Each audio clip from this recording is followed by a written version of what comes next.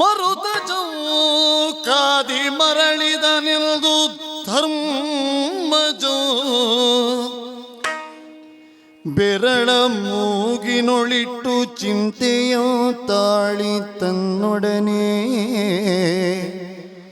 ತಿಳಿದಿಂತೆಂದನು.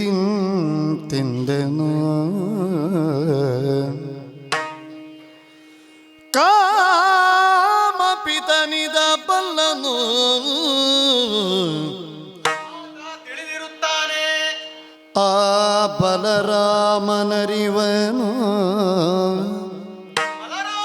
ತಿಳಿದಿರುತ್ತಾನೆ. ಪಾರ್ಥ ತಿಳಿವನು.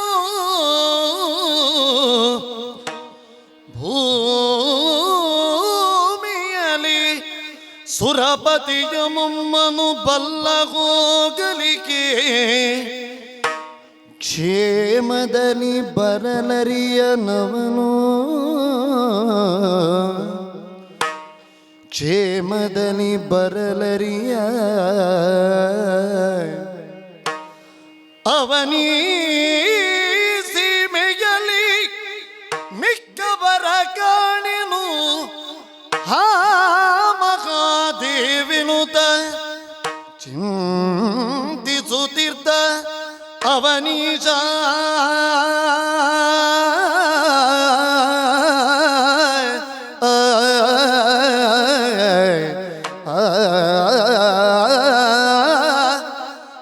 ಮಹಾದೇವ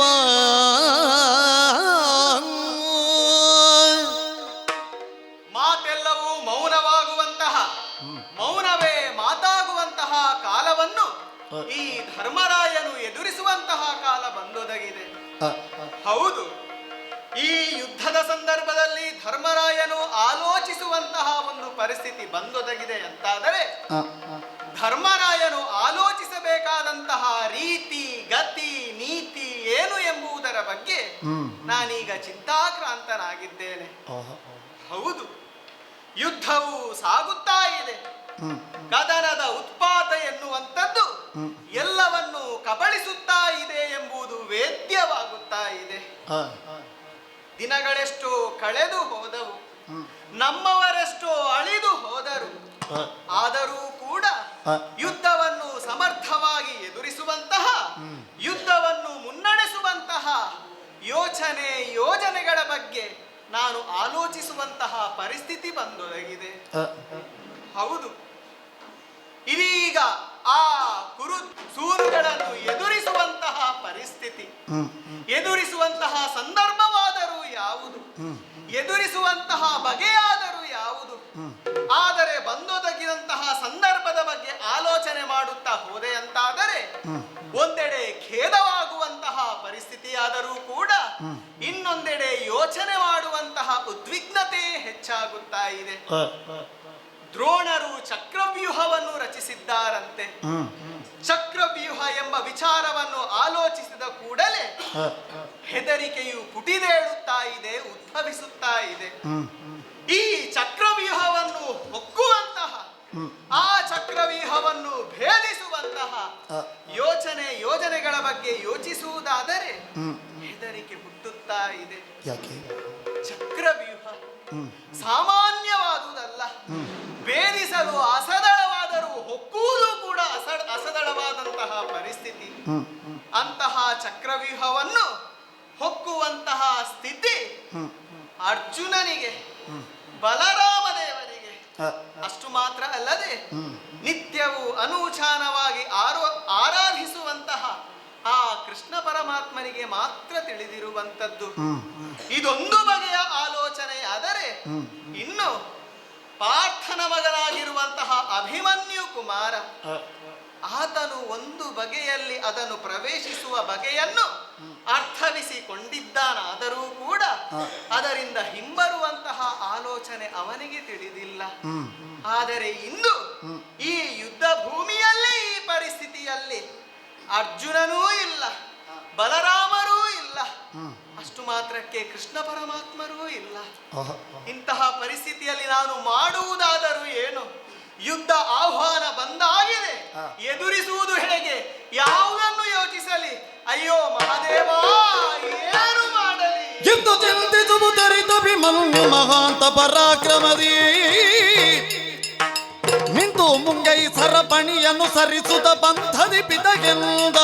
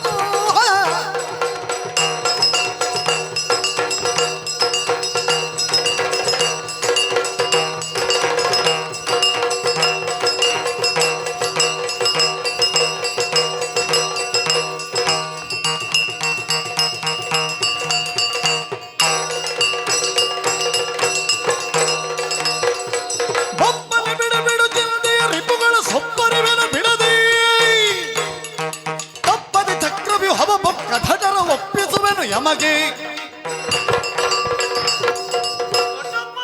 ಅಭಿಮನ್ಯು ಪರಮಗಳಿಗೆ ಪ್ರಣಾಮಗಳು. ಶುಭವಾಗಲಿ. ಬೇಡ ಚಿಂತೆ ಕೌರವರನ್ನುವಂತಹ ಪಾಳೆಯದ ಕಳೆಗಿಡಗಳನ್ನು ಶರವ್ರಾತಗಳನ್ನು ಹರಿಸುವುದರ ಮೂಲಕ ಸವಾರಿ ಬಿಡುತ್ತಾನೆ. ಅದು ಸಾಮಾನ್ಯವಾದುದಲ್ಲ, ಚಕ್ರವ್ಯೂಹ ಕಂದ ಬಲ್ಲಾನು. ಬಲ್ಲೆನು ನಾನಾ ವ್ಯೂಹದಿ ಜನಿಸುವುದೆಲ್ಲ ಚಮತ್ಕೃತಿಯ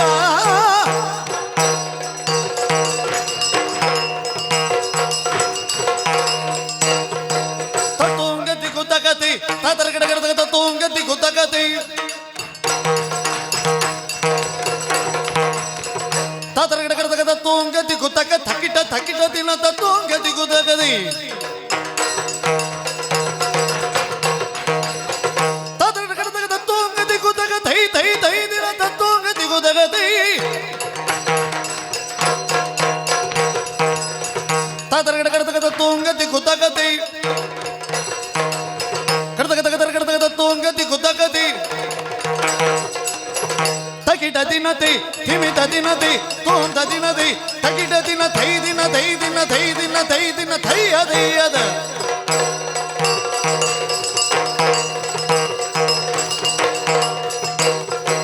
ಬಲ್ಲೆನು ನಾನಾ ವ್ಯೂಹದಿ ನಡೆಸುವುದೆಲ್ಲ ಚಮತ್ಕೃತಿಯ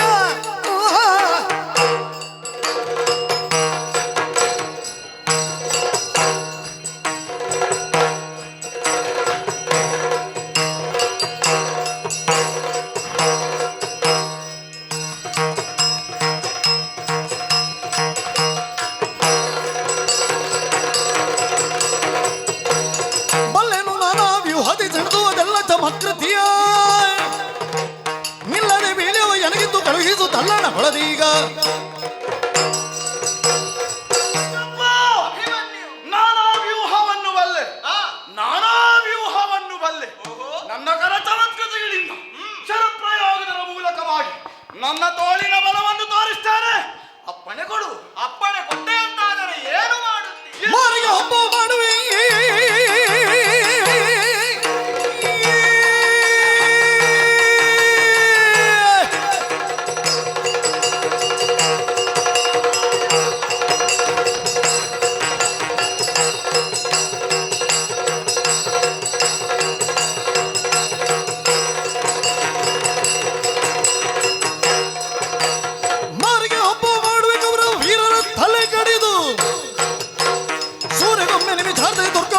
ನೋಡೆಂದ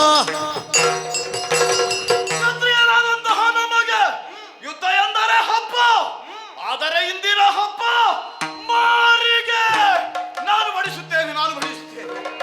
ಮಗನಿಗೆ ಕಾಲಾಗ್ನಿಯ ಹೋಗಬಹುದೀಪನ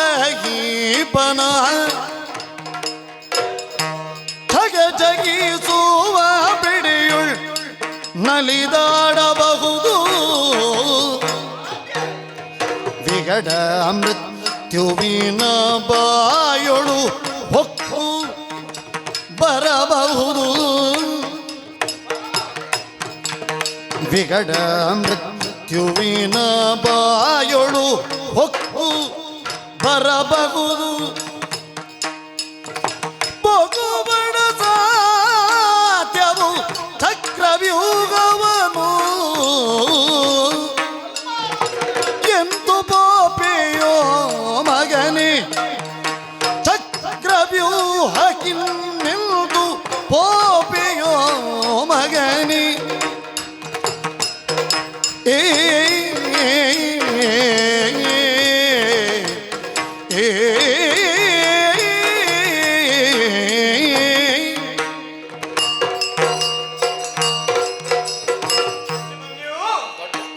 ನಿನ್ನ ಉತ್ಸಾಹ ಮೆಚ್ಚುವಂತದ್ದೇ. ಆದರೆ ಈಗ ಒದಗಿ ಬಂದಿರುವಂತಹ ಪರಿಸ್ಥಿತಿ ಸಾಮಾನ್ಯವಲ್ಲ ಕಂದ, ಸಾಮಾನ್ಯವಲ್ಲ. ಯಾಕಪ್ಪ ಹಾಗೆ? ಈಗ ನಮ್ಮ ಮುಂದೆ ಇರುವಂತದ್ದು ಹಾ. ಆ ಚಕ್ರವ್ಯೂಹವನ್ನು ಪ್ರವೇಶಿಸುವಂತಹ, ಚಕ್ರವ್ಯೂಹವನ್ನು ಭೇದಿಸುವಂತಹ ಪರಿಸ್ಥಿತಿ. ಸ್ವಲ್ಪ ಆಲೋಚನೆ ಮಾಡು. ಬೆಂಕಿಯ ಜೊತೆಗೆ ಸರಸ ಸಂದಿತೆ ಆ ಹಾವಿನ ಹೆಡೆಯ ಮೇಲೇರಿ ಕುಣಿಯಬಹುದು. ಅದು ಒಂದು ಸಂದರ್ಭವಾದರೂ ಕೂಡ ಸಾವಿನಿಂದ ಗೆಲ್ಲುವುದಕ್ಕಾಗಲಿ ಸಾವಿನೊಡನೆ ಹೋರಾಡುವುದಕ್ಕಾಗಲಿ ಸಾಧ್ಯವಿಲ್ಲ ಕಂದ, ಸಾಧ್ಯವಿಲ್ಲ. ಅಷ್ಟು ಮಾತ್ರ ಅಲ್ಲದೆ ಈಗ ಈ ಚಕ್ರವ್ಯೂಹದ ಪ್ರಕರಣ ಏನಿದೆಯೋ ಅದರ ಹಿಂದೆ ನಡೆದಂತಹ ಘಟನೆ ಇರಬಹುದು, ಮುಂದಾಗುವಂತಹ ಘಟನೆಗಳಿರಬಹುದು. ಅದಕ್ಕೆ ಕಾರಣಕರ್ತರಾಗಿರುವವರೆಲ್ಲರ ಬಗ್ಗೆ ಸ್ವಲ್ಪ ಆಲೋಚನೆ ಮಾಡು. ಎಂತೆಂತಹ ಪಟು ಭಟರಿದ್ದಾರೆ. ಕರ್ಣ ಇರಬಹುದು, ಶಲ್ಯ ಇರಬಹುದು, ಅವರನ್ನು ಅನುಸರಿಸಿ ಬರುವಂತಹ ಯಾರೇ ಪಟು ಭಟರಿರಬಹುದು. ಅವರನ್ನು ಎದುರಿಸುವಲ್ಲಿ ಬಾಲಕನಾಗಿರುವಂತಹ, ಅಷ್ಟು ಮಾತ್ರ ಅಲ್ಲದೆ ನಮಗೆ ಪ್ರಿಯನಾಗಿರುವಂತಹ ಸಾಧ್ಯವೇ? ಬೇಡ ಕಂದ, ಬೇಡ. ಬಿಡು ಬಿಡು ಮಗ ಬಿಡು ಬಿಡು ಬಿಡು ಬಿಡು ಬಿಡು ಬಿಡು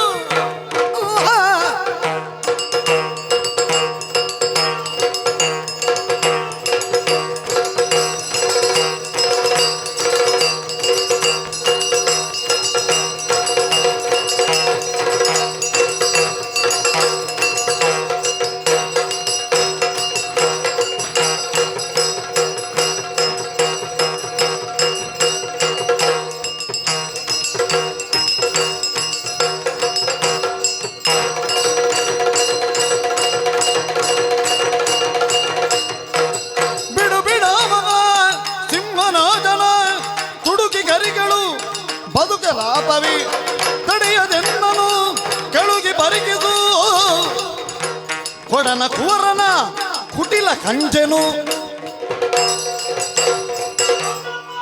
ಅಭಿಮನ್ಯು ಕರ್ಣಾಚಾರ್ಯ ಬಲುಹ ಕೋಟವನ ಕುಮಾರನಾದಂತಹ ಆ ದ್ರೋಣಾಚಾರ್ಯರ ಕುಟಿಲವನ್ನು ಇಂದಿನ ಯುದ್ಧದಲ್ಲಿಯೇ ನಾನು ಕಾಡುತ್ತೇನೆ. ಜೊತೆಗೆ ನಾನು ಯಾರು ಎನ್ನುವುದನ್ನು ಕಾಣಿಸುತ್ತೇನೆ. ಇಳೆಯ ರಸಗೀಳಿಂತು ಕುವರನ ಛಲದ ನುಡಿಗುರಿ ಹಿಗ್ಗುತ್ತಲೇ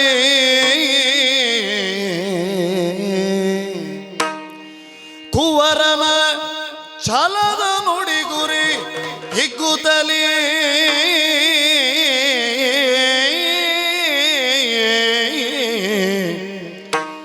ಬೆಂಬಲಕ್ಕೆ ಮೋಗರ ಸಗಿತ ಬಗೆವು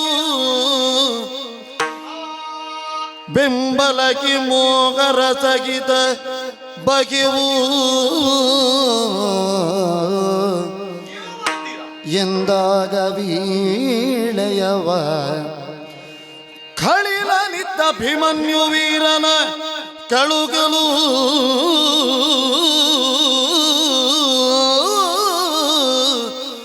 ಮಗನೇ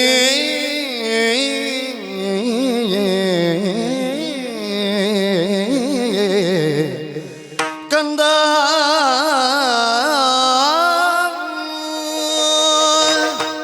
ಅಭಿಮನ್ಯು, ನೀನು ಆಡಿದಂತಹ ಪ್ರತಿಯೊಂದು ನುಡಿಯನ್ನು ಕೇಳಿದೆ ಕಂದ. ಆ ನುಡಿಯಲ್ಲಿರಬಹುದು, ನಡೆಯಲ್ಲಿರಬಹುದು, ಅದರಿಂದ ಉದ್ಭವಿಸಿದಂತಹ ಅಮಿತ ಉತ್ಸಾಹ ಇರಬಹುದು. ಹಾ ಮೆಚ್ಚಿದೆ ಕಂದ, ಮೆಚ್ಚಿದೆ. ಹಾ ನಿನ್ನ ನಡೆ ನುಡಿ ಎನ್ನುವಂಥದ್ದು ಅದು ಅನುಕರಣೀಯವೂ ಹೌದು, ಅನುಸರಣೀಯವೂ ಹೌದು ಕಂದ. ಕೃತಾರ್ಥನಾದ ತಂದೆ. ಏನು ಹೇಳಿದೆ? ಯುದ್ಧ ರಂಗದಲ್ಲಿ ಬರುವಂತಹ ಯಾರು ಪಟು ಭಟರಿದ್ದಾರೋ ಹಾ. ಅವರನ್ನು ಸಮರ್ಥವಾಗಿ ಎದುರಿಸುತ್ತೇನೆ ಎಂಬುದಾಗಿ ತಿಳಿಸಿದೆಯಲ್ಲ. ಆ ದ್ರೋಣರಿರಲಿ, ಕರ್ಣರಿರಲಿ, ಶಲ್ಯರೇ ಯಾರೇ ಇರಲಿ, ಅವರನ್ನು ಹೇಗೆ ಎದುರಿಸಬೇಕು ಅಷ್ಟು ಮಾತ್ರವಲ್ಲದೆ ಚಕ್ರವ್ಯೂಹವನ್ನು ಯಾವ ರೀತಿಯಾಗಿ ಪ್ರವೇಶಿಸಬೇಕು ಎಂಬುದನ್ನು ಆಲೋಚಿಸಿದೆಯಲ್ಲ ಕಂದ. ನಿನ್ನ ಆಲೋಚನೆ ನನಗೂ ಪಥ್ಯವಾಗಿದೆ. ಆದರೆ ಸತ್ಯವೊಂದಿದೆ ಕಂದ. ಏನಪ್ಪ? ಆ ಸತ್ಯವನ್ನು ಆರ್ಜಿಸಿಕೊಂಡು ನಿನ್ನ ಉತ್ಸಾಹಕ್ಕೆ ತಣ್ಣೀರನ್ನು ಎರಚದೆ ಯೋಚಿಸಿ ಯೋಚಿಸಿ ಇದೋ ಈ ಧುರವೀಳ್ಳೆಯನ್ನು ನಿನಗೆ ಕೊಡುತ್ತಾ ಇದ್ದೇನೆ. ಶುಭವಾಗಲಿ. ಹೋಗಿ ಬಾ ಕಂದ. ದೊಡ್ಡಪ್ಪನ ಆಶೀರ್ವಾದದ ವಿಶೇಷ ಅನುಗ್ರಹವನ್ನು ಹೊಂದಿದೆ. ಆದರೆ ನನಗಿಂತಲೂ ಅಧಿಕ ಸಂತೋಷವನ್ನು ಹೊಂದುವವಳೊಬ್ಬಳಿದ್ದಾಳೆ. ಅವಳು ಜನನಿಗರುಗದಿ ಪೋದಿನಾದರಿ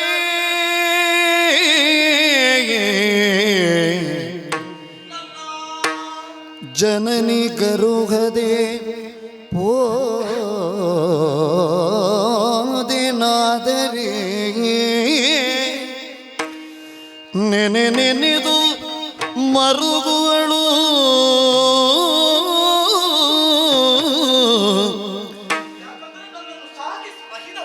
ನೆನೆ ನೆನೆ ನೆನೆ ನೆನೆದು ಮರುಗುವಳು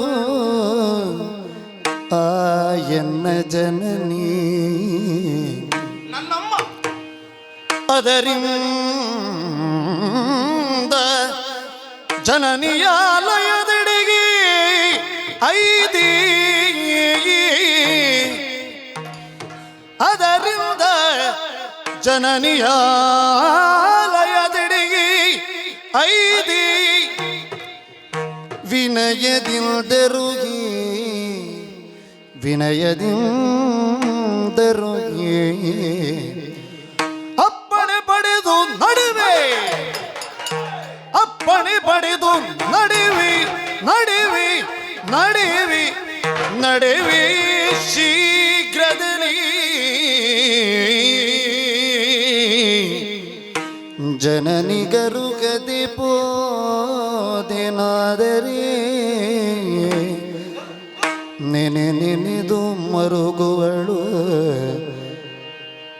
ಜನನಿ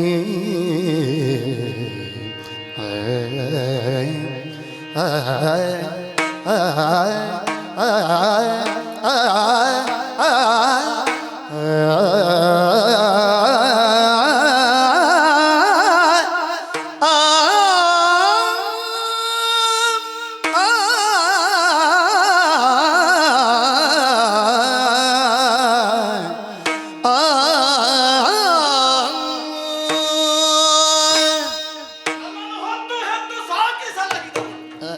ನನ್ನಮ್ಮ ಕ್ಷತ್ರಿಯಾಣಿ ಇದ್ದಾಳೆ.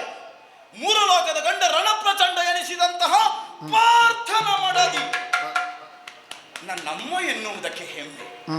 ನನಗೆಷ್ಟು ಈ ಕಾಲದಲ್ಲಿ ಹೆಮ್ಮೆಯಾಗುತ್ತದೆಯೋ ಆಚಾರ್ಯ ದ್ರೋಣರು ಬಳಿದಂತಹ ಚಕ್ರವ್ಯೂಹವನ್ನು ಹೋಗುವಲ್ಲಿ ನನ್ನ ಮಗ ಅಭಿಮನ್ಯು ಸಿದ್ಧನಾಗಿದ್ದಾನೆ ಎನ್ನುವುದನ್ನು ಕೇಳಿದಾಗ ನನ್ನ ಹೆತ್ತ ಕರುಳು ಎಷ್ಟು ಎಷ್ಟು ಹೆಮ್ಮೆ ಪಡಬೇಕಾದದ್ದಿಲ್ಲ. ಇದು ಸುವಿಚಾರ. ನನ್ನಮ್ಮನಿಗೆ ಇದು ಸುವಿಚಾರ. ಅವಳಲ್ಲಿಯೂ ಹೇಳಿ ಯುದ್ಧದ ವಿಚಾರವನ್ನು ತಿಳಿಸಿ ಆಕೆಯಿಂದಲೂ ಆಶೀರ್ವಾದವನ್ನು ಹೊಂದಿ ನಾನು ನಡೆಯಬೇಕಾಗಿದೆ. ಸಾರಥಿ ರಥವನ್ನು ಅಂತಃಪುರದೊಳಗೆ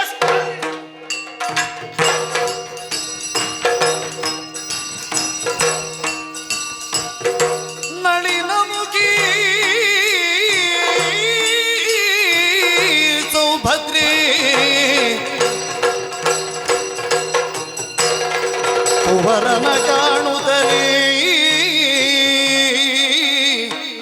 ಮಗನೇ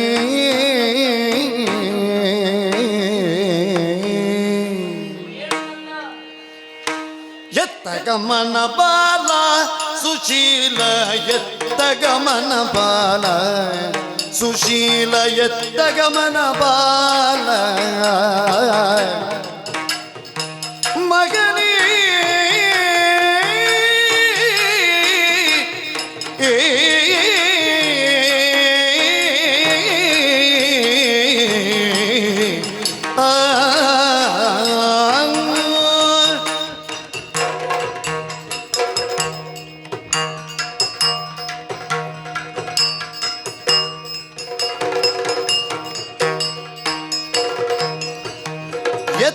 ಗಮನ ಬಾಲ ಸುಶೀಲ ಎತ್ತ ಗಮನ ಬಾಲ ಸುಶೀಲ ಎತ್ತ ಗಮನ ಬಾಲ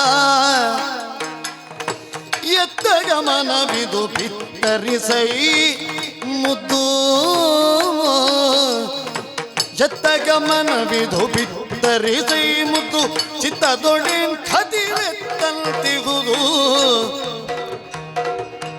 ಎತ್ತ ಗಮನ ಬಾಲ ಸುಶೀಲ ಎತ್ತ ಗಮನ ಬಾಲ ಮಗನೇ ಕಂದ ಬಾಲ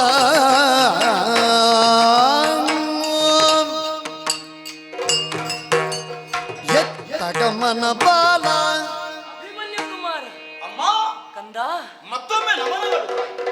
ಶುಭವಾಗಲಿ ಕಂದ. ಅಷ್ಟು ಸಾಕಮ್ಮ. ಪ್ರಖರವಾಗಿ ಪ್ರಜ್ವಲಿಸುವಂತಹ ಸೂರ್ಯನಿಗೆ ಅಭಿಮನ್ಯು ಅಂತ ನಾಮಕರಣ. ಹಾ ಯಾಕೆ ಆ ರೀತಿಯಾಗಿ ಆಡಿದ್ರು?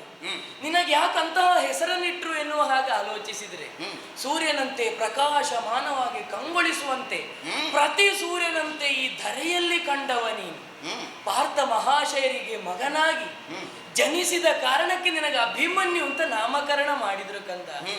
ಇದನ್ನು ಆಲಿಸುವಾಗ ಮನಸ್ಸಿಗೆ ಎಷ್ಟು ಆಹ್ಲಾದಕರವಾಗುವುದು. ಆದ್ರೆ ಎಲ್ಲರೂ ಹುಟ್ಟುವಂತಹ ಮಕ್ಕಳು ಸುಶೀಲರಾಗಿರುವುದಿಲ್ಲ. ಎಲ್ಲರಲ್ಲೂ ನಮಗೆ ಸುಶೀಲತೆಯನ್ನು ಕಾಣುವುದಕ್ಕೆ ಸಾಧ್ಯವಾಗುವುದಿಲ್ಲ. ಶೀಲತೆಯನ್ನು ಮೈಗೂಡಿಸಿಕೊಂಡವರಿಗೆ ಸುಶೀಲರು ಅಂತ ಆಡುವುದು. ಅಂತಹ ಸುಶೀಲತೆಯನ್ನು ನೀ ಬೆಳೆಸಿಕೊಂಡ ಕಾರಣಕ್ಕಾಗಿ ನಾನೇ ಆಡುವುದು ನನ್ನ ಮಗ ಸುಶೀಲ ಸುಶೀಲ. ನಿನ್ನ ಮಗನಾದುದರಿಂದಲೇ ಅದು ನನಗೆ ಹುಟ್ಟಿನಿಂದಲೇ ಒದಗಿ ಬಂದಿರಬೇಕಮ್ಮ.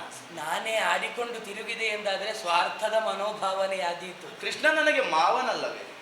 ಕೃಷ್ಣನ ಈ ರೀತಿಯಾದಂತಹ ಅನುಗ್ರಹಕ್ಕೆ ಪಾತ್ರಕ್ಕೆ ನೀವು ಒಳಗಾಗುತ್ತೆ ಅಂತಾದ್ರೆ ಅದಕ್ಕಿಂತ ಹಿರಿದಾದಂತಹ ಅನುಗ್ರಹ ನಿನಗೇನು ಬೇಕು ಹೇಳು ಕಂದ. ಓ ನಿನ್ನ ಗಮನ ಎನ್ನುವುದು ಇಲ್ಲಿಲ್ಲೂ ಅಲ್ಲ. ಗಮಿಸುವಂತಹ ಮನ ನಿನ್ನದಾಗಿದೆಯಲ್ಲ. ತಾಯಿಯನ್ನು ಕಾಣುವುದಕ್ಕೆ ಬರುವಾಗ ನಿನ್ನ ರಥದಲ್ಲಿ ಏನೋ ವ್ಯತ್ಯಾಸ ಕಾಣ್ತಾ ಇದೆಯಲ್ಲ. ತಾಯಿಯ ಬಳಿಗೇ ಬರುವಂತಹ ಸಂದರ್ಭದಲ್ಲಿ ಏಕತುರಗವನ್ನು ಇರಿಸುತ್ತಾ ಬರುವವನು ನೀನು. ಈ ಹೊತ್ತು ತುರಗದಲ್ಲೂ ವ್ಯತ್ಯಾಸ, ರಥದಲ್ಲಿಯೂ ವ್ಯತ್ಯಾಸ, ಅದರಲ್ಲಿರುವಂತಹ ತೂಣೀರಗಳನ್ನು ಕಾಣುವಾಗಲೇ ವ್ಯತ್ಯಾಸ. ಇಂತಹ ವ್ಯತ್ಯಾಸವನ್ನು ಕಾಣುವಾಗ ಚಿತ್ತದಲ್ಲಿ ನೀ ಕಥೆಯನ್ನು ಕಂಡವ ಎನ್ನುವುದು ಸ್ಪಷ್ಟ ಕಂದ. ಅಭಿನಮಿಸುವ ಕೈಯಲ್ಲಿ ಏನಿದು? ಕರದೊಳಗ ಆಯುಧವ ಧರಿಸುತ್ತ ಭರದಲ್ಲಿ ಪೊರಡಿರುವ, ಧರಿಸುತ್ತ ಭರದಲ್ಲಿ ಪೊರಡಿರುವ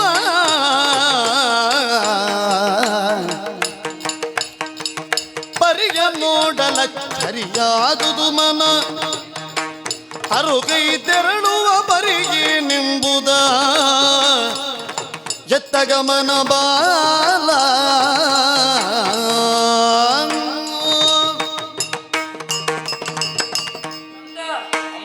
ನಿನ್ನನ್ನು ಕಾಣಬೇಕು ಎನ್ನುವಂತಹ ಹಪಹಪಿಕೆ ಎನ್ನಲ್ಲಿದ್ದರೂ ಕೂಡ ನನ್ನನ್ನು ಕಾಣುವ ಒಂದೇ ಮೂಲ ಉದ್ದೇಶವನ್ನು ಇರಿಸಿಕೊಂಡು ನೀ ಬಂದವನಲ್ಲ ಎನ್ನುವುದು ಸ್ಪಷ್ಟ.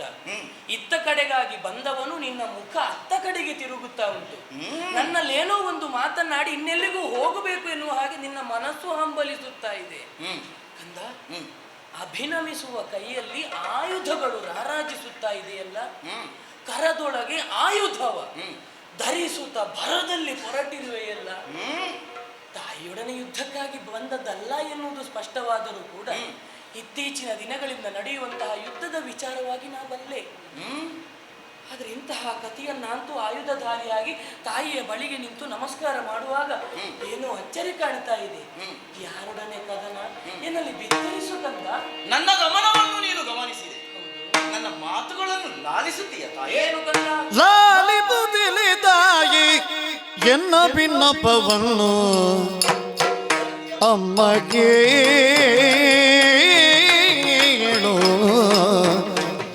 ಎನ್ನ ಭಿನ್ನಪವನ್ನು ಅಮ್ಮ ಕೇಳು ಅಮ್ಮ ಕೇಳು ಅಮ್ಮ ಕೇಳು ಆ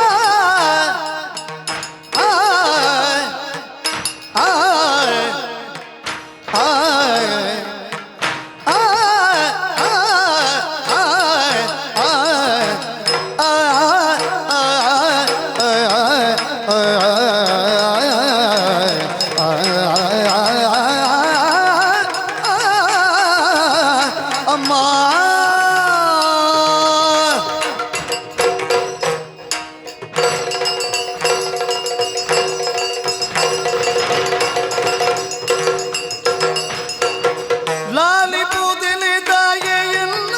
ಭಿನ್ನಪವನ್ನು ಅಮ್ಮ ಕೇಳು ಅಮ್ಮ ಕೇಳು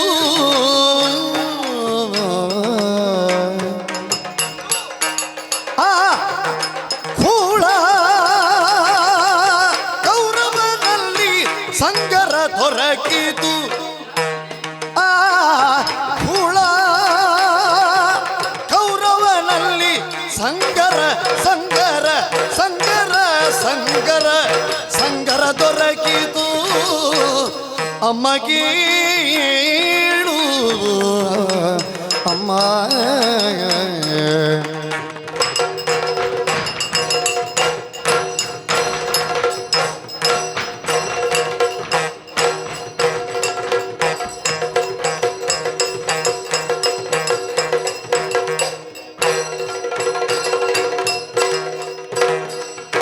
ಕುಳಕೌರವನಲ್ಲಿ ಸಂಗರ ದೊರಕಿದು ತಾಯಿ ಕೇಳು ಅಮ್ಮ ಕೇಳು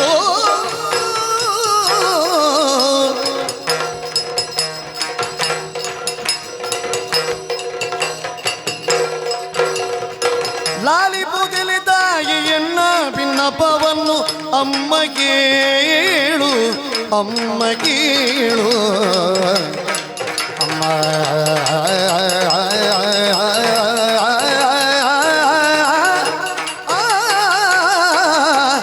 ಅಮ್ಮ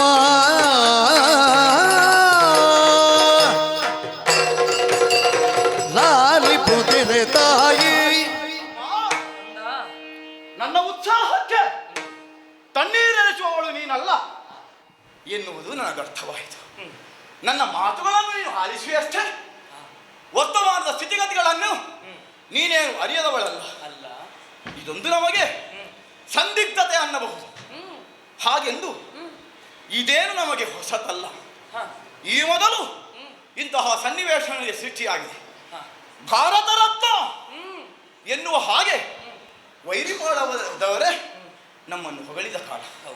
ಅಮ್ಮ ಎಂದು ಆ ಕೌರವನ ದಶೆಯಿಂದಲಾಗಿ ಕಾಳಗವೊಂದೊದಗಿದೆ. ಚಿಂತಾಕ್ರಾಂತರಾದಂತಹ ದೊಡ್ಡಪ್ಪನಿಗೆ ಧೈರ್ಯದ ನುಡಿಗಳನ್ನಾಡಿ ನಾನು ಒದಗಿ ಬಂದವನು ಈ ಕಾಲದಲ್ಲಿ ಯುದ್ಧಕ್ಕೆ ಸಿದ್ಧನಾಗಿದ್ದೇನೆ, ಅನುಗ್ರಹಿಸಬೇಕಮ್ಮ. ಯುದ್ಧವೇ? ಏನು ಯುದ್ಧ ಕಂದ? ಯಾವ ಯುದ್ಧ? ಯಾರೊಡನೆ ಯುದ್ಧ? ನಿನಗೆ ಗೊತ್ತಿಲ್ಲವೇನಮ್ಮ? ಇಲ್ಲ. ಇಂದಿನ ದಿವಸ ಆಚಾರ್ಯ ದ್ರೋಣರು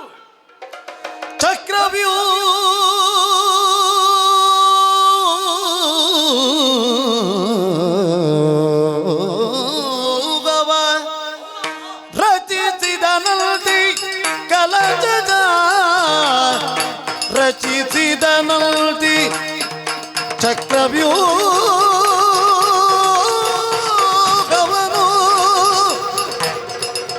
ರಚಿಸಿದನಲ್ದಿ ಕಲಶಜ ರಚಿಸಿದನಲ್ದಿ ಕಲಶಜ ಅಮ್ಮ ಕೇಳು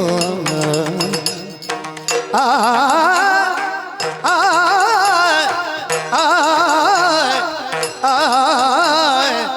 ಆ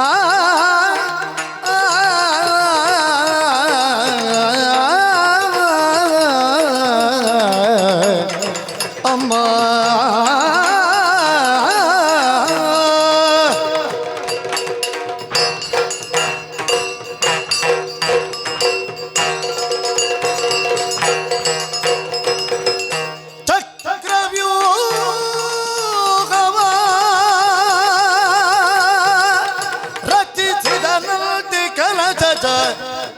ಅಮ್ಮ ಕೇಳು ಎನ್ನ ವಿಕ್ರಮ ತೋರಲು ಹೊರಬಂಟೆ ನಾನೀಗ ಎಲ್ಲ ವಿಕ್ರಮ ವಿಕ್ರಮ ವಿಕ್ರಮ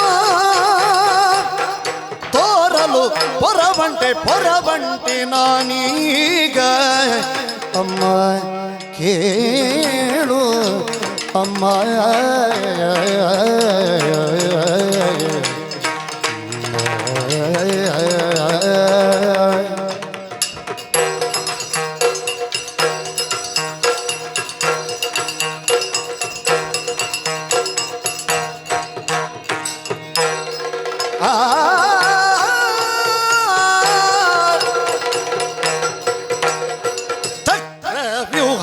ರಚಿಸಿದಂತೆ ಕಲಚದ ಅಮ್ಮ ಕೇಳು ಎನ್ನ ವಿಕ್ರಮ ಹೋರಲ್ಲು ಹೊರಬಂಟಿ ನಾನೀಗ ಅಮ್ಮ ಕೇಳು ಎನ್ನ ವಿಕ್ರಮ ತೋರಲು ಹೊರಬಂಟೆ ನಾನೀಗ ಅಮ್ಮ ಲಾಲಿಪುದೆಲೆ ತಾಯಿ ಎನ್ನ ಬಿಲ್ಲಪವನ್ನು ಅಮ್ಮ ಕೇಳು ಅಮ್ಮ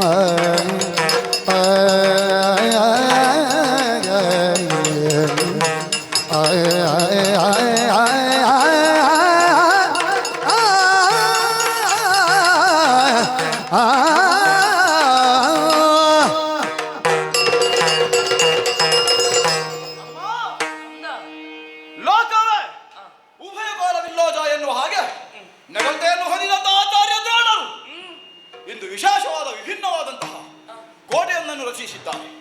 ಚಕ್ರವ್ಯೂಹ ಎನ್ನುವುದನ್ನು ಕೇಳಿದ ಕ್ಷಣಗಳೇ ಕೆಲ ಮಂದಿಗಳ ಯಥೆಲ್ಲನ್ನುತ್ತದೆ. ವೀರರ ರೋಮಕೂಪಗಳು ಯಾವುದೋ ಒಂದು ಉತ್ಸಾಹವನ್ನು ಹೊಂದಿದ ಹಾಗೆ ಹರ್ಷಿತರಾಗುವುದಕ್ಕೆ ಸಾಧ್ಯ. ಅಂತಹ ಚಕ್ರವ್ಯೂಹವನ್ನು ಭೇದಿಸುವುದಕ್ಕಾಗಿ ದೊಡ್ಡಪ್ಪನಿಂದ ಅಪ್ಪಣೆಯನ್ನು ಪಡೆದು ಧನುರ್ಬಾಣಗಳೊಂದಿಗೆ ನಾನೇ ಹೋಗಿ ಬರ್ತೇನೆ. ಚಕ್ರವ್ಯೂಹ ಭೇದನಕ್ಕೆ ಹೊರಟವನೇ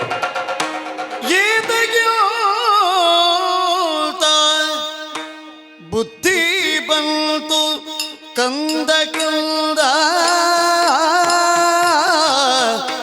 ಮಗನೇ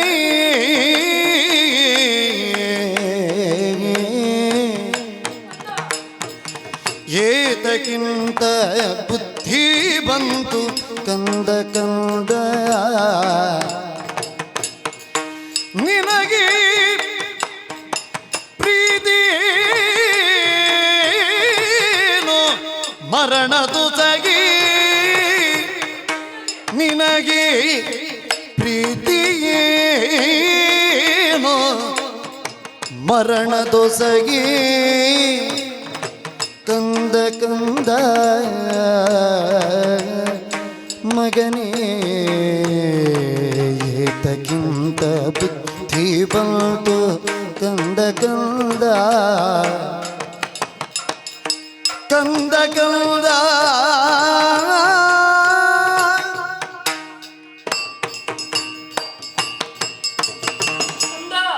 ಹೋಗಿ ಬರಲೇನಮ್ಮ? ಹೋಗಿ ಬರಲಿ ಅಂತ ಪ್ರಶ್ನೆ. ಪರಿಣಾಮದ ಕುರಿತಾಗಿ ನೀ ಆಲೋಚನೆಯನ್ನಾದರೂ ಮಾಡಿದ್ದೀಯೋ? ನಮ್ಮವರು ಹೌದು ಕೌರವರು. ನೀ ತೆಗೆದುಕೊಂಡಂತಹ ನಿರ್ಧಾರದ ಕುರಿತಾಗಿ ನಿನಗೇನಾದರೂ ಆಲೋಚನೆ ಉಂಟೆ ಅಂತ ನಾನು ಆಡುವುದು. ದೌಷ್ಟ್ಯವನ್ನು ಮೆರೆಸಿದವರು ಸಾಯಲೇಬೇಕು ತಾನು. ದೌಷ್ಟ್ಯದ ಕುರಿತಾಗಿ ಹಾಗಿದ್ದರೂ ಕೂಡ ನಮ್ಮ ಕುರಿತಾಗಿ ಅರೆ ಕ್ಷಣ ಆಲೋಚಿಸಿ ನೋಡಬೇಕು ಕಂದ. ಸಂಬಂಧವೆನ್ನುವ ಭಾವವೇ ಇರದವರು ಅವರು, ಅವರ ಮುಂದೆ ನಮ್ಮ ಭಾವವೇ. ಸಂಬಂಧದ ಕುರಿತಾಗಿ ಆಡುವುದಾದರೂ ಅರೆ ಕ್ಷಣ ಇಲ್ಲಿರುವಂತಹ ಸಂಬಂಧವನ್ನು ಆಲೋಚಿಸಿ ನೋಡು ಕಂದ. ಚಿಂತಾಕ್ರಾಂತರಾಗಿದ್ದವರೆಲ್ಲರನ್ನು ಉತ್ಸಾಹ ಸಿಗುವ ಹಾಗೆ ಮಾಡಿದವರು ನಾನು. ಅವರವರ ಚಿಂತೆಯನ್ನು ಬಿಟ್ಟು ಬಿಡ್ತಾ ಇದೆ. ಹಾಗಾದ್ರೆ ಇದು ನಿನ್ನ ಬುದ್ಧಿ ಅಲ್ಲ, ಪರರ ಬುದ್ಧಿಯೇ? ನಮಗಾಗಿ ನಾವು ಹೋಗಲೇಬೇಕು. ಏತಕ್ಕಿಂತ ಬುದ್ಧಿ ಬಂತು ನಿನಗೆ? ಅವಕಾಶ ನಾಳೆ ದೊರಕಲಾಗದು. ಕಂದ, ನಾಳೆ ಎನ್ನುವುದಕ್ಕಿಂತಲೂ ನಾಳೆಗಾಗಿ ನಾವು ಉಳಿದರೆ ಮಾತ್ರ ನಾಳೆ ಎನ್ನುವುದು ನಮ್ಮದಾಗುವುದು. ನಾಳೆಯ ಉಳಿವು ನಮ್ಮದಾಗಬೇಕು ಎನ್ನುವುದಕ್ಕಾಗಿ ತಾನೇ ಹೋರಾಟ. ನಮ್ಮದೇ ಆಗಬೇಕು ಅಂತಾದ್ರೆ ಇಂದು ಉಳಿದೇ ಆಗಬೇಕಲ್ಲ ನಾಳೆ ಅಂತಾದ್ರೆ. ನಿರ್ಣಯಿಸುವುದಕ್ಕೆ ನಾವಲ್ಲೂ ಅಲ್ಲವಮ್ಮ, ಅವನಿದ್ದಾನಲ್ಲ. ಭಾರತ ರತ್ನ ಎನ್ನುವ ಹಾಗೆ ನನಗೆ ಬಿರುದನ್ನು ಯಾಕೆ ಕೊಟ್ಟರು ಬಲ್ಲೆಯ? ನನ್ನೊಳಗಿರುವ ನಿಮ್ಮನ್ನು ನೋಡಿ ಬಿರುದು ಕೊಟ್ಟದ್ದಮ್ಮ. ಅದನ್ನು ನಾಳೆಗಾಗಿ ಉಳಿಸಿಕೊ ಅಂತ ನಿನಗೆ ಕೊಟ್ಟದ್ದು. ನಿನ್ನ ಆಶೀರ್ವಾದದ ಬಲು ಇಲ್ಲದೆ ನಾಳೆ ಏನು ಮತ್ತೊಂದು ಯುಗದಲ್ಲಾದರೂ ಉಳಿಸಿಕೊಂಡೇನು. ಅದನ್ನು ಇಂದು ಉಳಿದು ಮಾಡಬೇಕು ಕಂದ. ನೀ ಅಳಿದೆ ಎಂದಾದ್ರೆ ಅದನ್ನು ಉಳಿಸಿಕೊಳ್ಳುವುದಕ್ಕೆ ಇಲ್ಲಿ ಸಾಧ್ಯತೆಯಾಗುತ್ತದೆ. ನಿನ್ನೆ ಅಳಿವಿಗಾಗಿ ನಾವು ಇಂದು ಹೊರಡಲೇಬೇಕಮ್ಮ ಕಂದ. ಬಿಸಿ ರಕ್ತ ನಿಂತಹ ಮಾತುಗಳನ್ನು ಆಡುವುದಕ್ಕೆ ಪ್ರೇರೇಪಿಸುತ್ತ. ನಿಮ್ಮಿಂದಲೇ ಪ್ರವಹಿಸಲ್ಪಟ್ಟ ರಕ್ತ. ನಾವೇ ಆದರೂ ಕೂಡ ಕಂದ, ನೀ ಆರ್ಜಿಸಿಕೊಂಡಂತಹ ವಿದ್ಯೆಗಳಾಗಲಿ, ನೀ ನೋಡಿ ಕಲಿತಂತಹ ವಿದ್ಯೆಗಳಾಗಲಿ, ಇವುಗಳೆಲ್ಲ ಅದರೊಟ್ಟಿಗೆ ಮಿಶ್ರಣವಾದ ಕಾರಣ ನಾಳೆಯ ದಿನವನ್ನು ನೀ ಈಗ ಆಲೋಚಿಸುತ್ತಾ ಇಲ್ಲ ಎನ್ನುವುದು ಸ್ಪಷ್ಟ. ನಾನು ಕೇಳಿ ಕಲಿತದ್ದು ಇದೆಯಮ್ಮ, ಬಹುಶಃ ನೀನು ಮಲಗಿದ್ದೀಯೋ ಏನು. ಕಂದ, ನಾನು ಮಲಗಬೇಕು ಎಂದಾದರೆ ನಿನ್ನನ್ನು ಇದೇ ರೀತಿಯಾಗಿ ಇರುವುದಕ್ಕೆ ನಾ ಬಿಟ್ಟೇನೆ ಹೇಳು. ಮಲಗುವಾಗಲೂ ನೀನು ಜಾಗೃತರಾಗಿಡುವಂಥ ಕ್ಷತ್ರಿಯಾಣಿ ಎನ್ನುವುದು ಗೊತ್ತಿದೆ ನನಗೆ. ಅಭಿಮನ್ಯುವಿನ ತಾಯಿ ಎಂದು ಗುರುತಿಸಲ್ಪಡಬೇಕು ಅಂತಾದ್ರೆ ಇಷ್ಟು ಎತ್ತರಕ್ಕೆ ನಿನ್ನನ್ನು ಮಲಗಿ ನಿನ್ನ ಈ ರೀತಿಯಾಗಿ ನಾನು ಮಾಡಿದವಳಲ್ಲ. ಯಾವ ಮಗನಿಗಾದರೂ ಇಂತಹ ಭಾಗ್ಯ ಸಿಗುವುದಕ್ಕೆ ಸಾಧ್ಯ? ನಿನ್ನ ಉತ್ಕರ್ಷೆಗೆ ನಾನೆಷ್ಟು ನಿದ್ದೆಯನ್ನು ಬಿಟ್ಟಿದ್ದೇನೆ ಎನ್ನುವುದನ್ನು ನೀ ಅರಿತುಕೊಂಡಿದ್ದೀಯೋ? ಅದಕ್ಕೊಂದು ಬೆಲೆ ಕೊಡಬೇಕಾದ್ರೆ ನಾನು ಹೋಗಲೇಬೇಕು ತಾಯಿ. ಅಲ್ಲ ಕಂದ, ನಿನಗೀಗ ಪ್ರೀತಿ ಇರುವುದು ರಣದ ಕುರಿತಾಗಿ. ಹೌದು, ಯುದ್ಧವೇ ನಿನಗೆ ತಾಯಿ ಎನ್ನುವ ಹಾಗೆ ಆಲೋಚಿಸಿ ಆದರೂ ನೋಡು. ನಮ್ಮ ತಾಯಿಯನ್ನು ಉಳಿಸಬೇಕು ಎನ್ನುವ ಕಾರಣ ಆ ಕಡೆ ಚಿತ್ತ ಮಾಡಿ ನೀವು ಒಮ್ಮೆ ನಿನ್ನ ಗಮನವನ್ನು ಹರಿಸಿದೆ ಎಂದಾದರೆ ನಿನಗೆ ಮರಣದ ಕೋಪ ಎನ್ನುವುದು ಪ್ರೀತಿ. ಅಮ್ಮ, ಯಾಕಾಡಿದೆ ಬಲ್ಲೆಯ? ನೀನೋರ್ವನೇ ಇಲ್ಲಿಂದ ಹೋಗುವ ಸಂದರ್ಭದಲ್ಲಿ ಅಲ್ಲಿ ಯಾರಿದ್ದಾರೆ ಎನ್ನುವುದನ್ನು ಗಮನಿಸಿದ್ದೀಯಾ? ಕರ್ಣಾದಿ ಪಟುಭಟರಿದ್ದಾರೆ. ಬಿಡು ಬಿಡು ತಾಯಿಗೆ ಕಡಿಗೆ ಕರ್ಣಾದ್ಯರ ಅಮ್ಮ.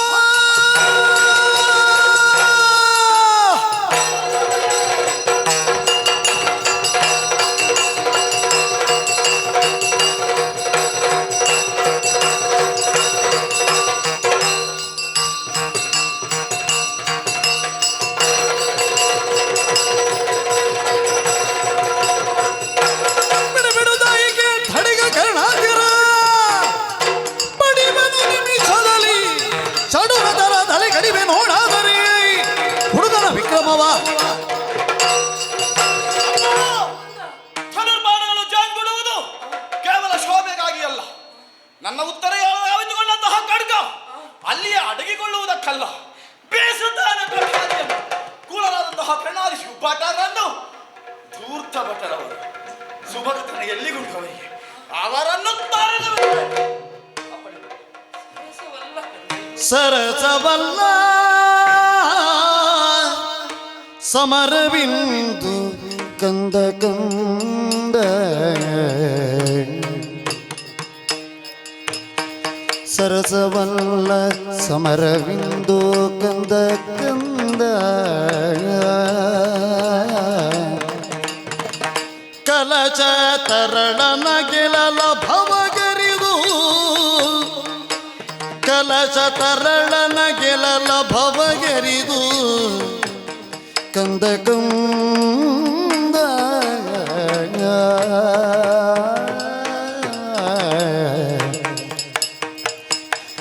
ಏತಕ್ಕಿಂತ ಬುದ್ಧಿ ಬಂತು ಕಂದ ಕಂದ ಮಗನೇ ಏ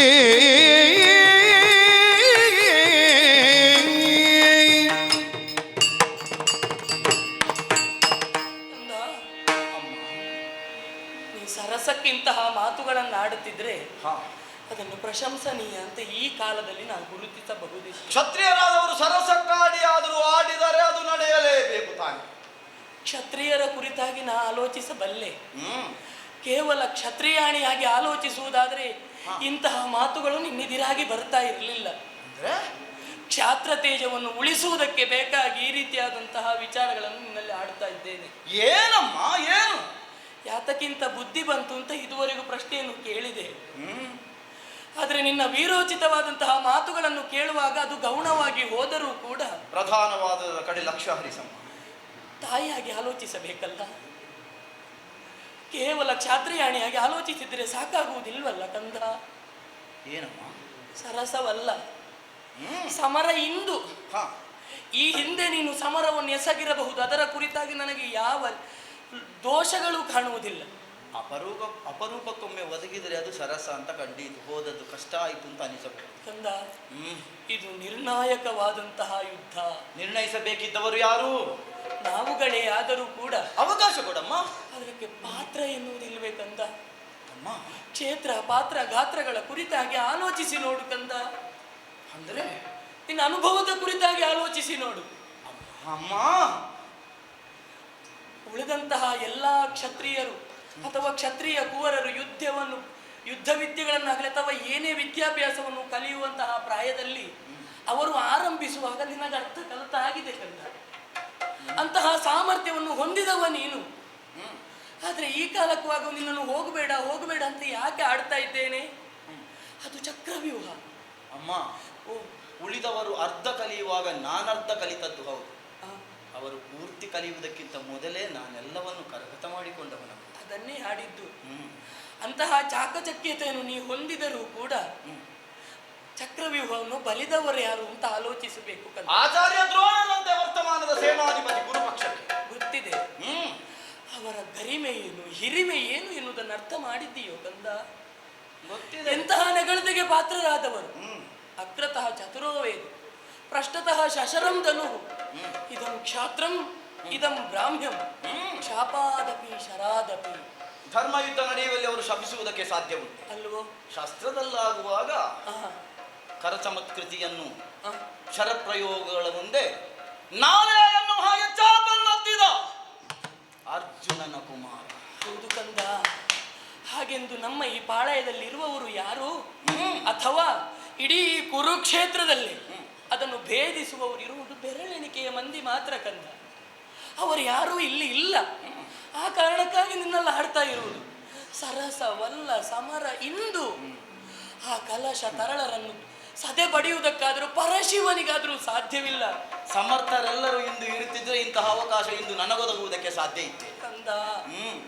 ನೀ ಪಾರ್ಥಿವ ವಂಶದಲ್ಲಿ ಜನಿಸಿದವ, ಅದನ್ನು ಉಳಿಸುವುದಕ್ಕೆ ಬೇಕಾಗಿಷ್ಟು ಹಂಬಲ ಕಂದ. ಪಾರ್ಥಿವ ವಂಶದಿ ಜನಿಸಿದ ಮೇಲೆ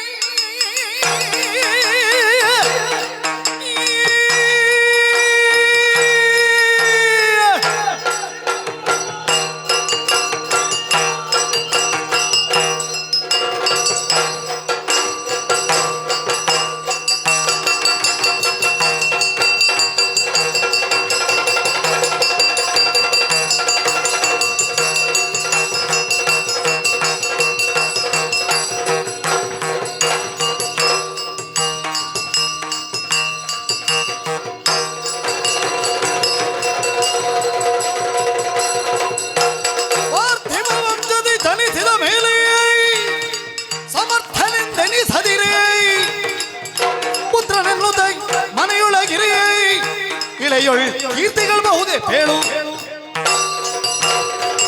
ಪಾರ್ಥಿವ ವಂಶದಲ್ಲಿ ಸಂಚರಿಸಿದವರು ಯುದ್ಧಕ್ಕಾಗಿ ಯಾವತ್ತೂ ಅಂಜಲೇ ಕೂಡದು.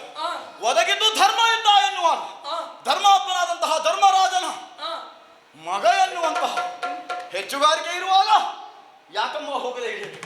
ಮನೆಯಲ್ಲಿ ಉಳಿಯಲಾರೆ ರಣಾಂಗಣವನ್ನು ನೀತಿಯ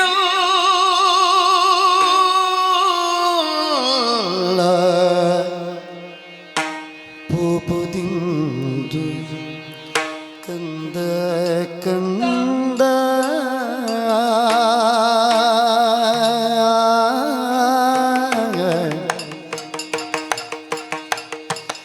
ನೀತಿಯಲ್ಲ ಪೋಪುದಿಂದು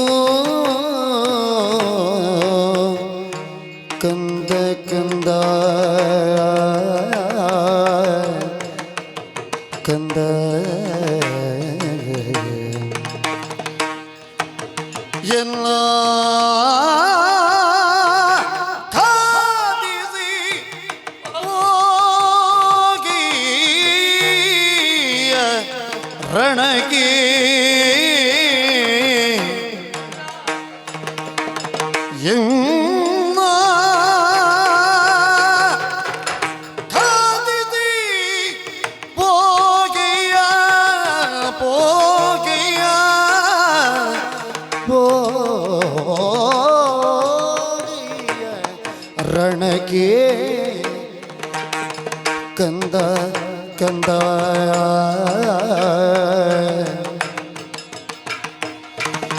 ನೀತಿಯಲ್ಲ ಪೋಪುದಿಂದು ಕಂದ ಕಂದ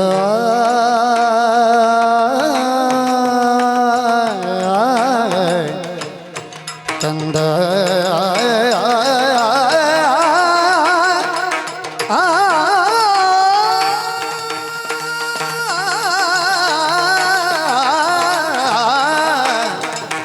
ಕಂದ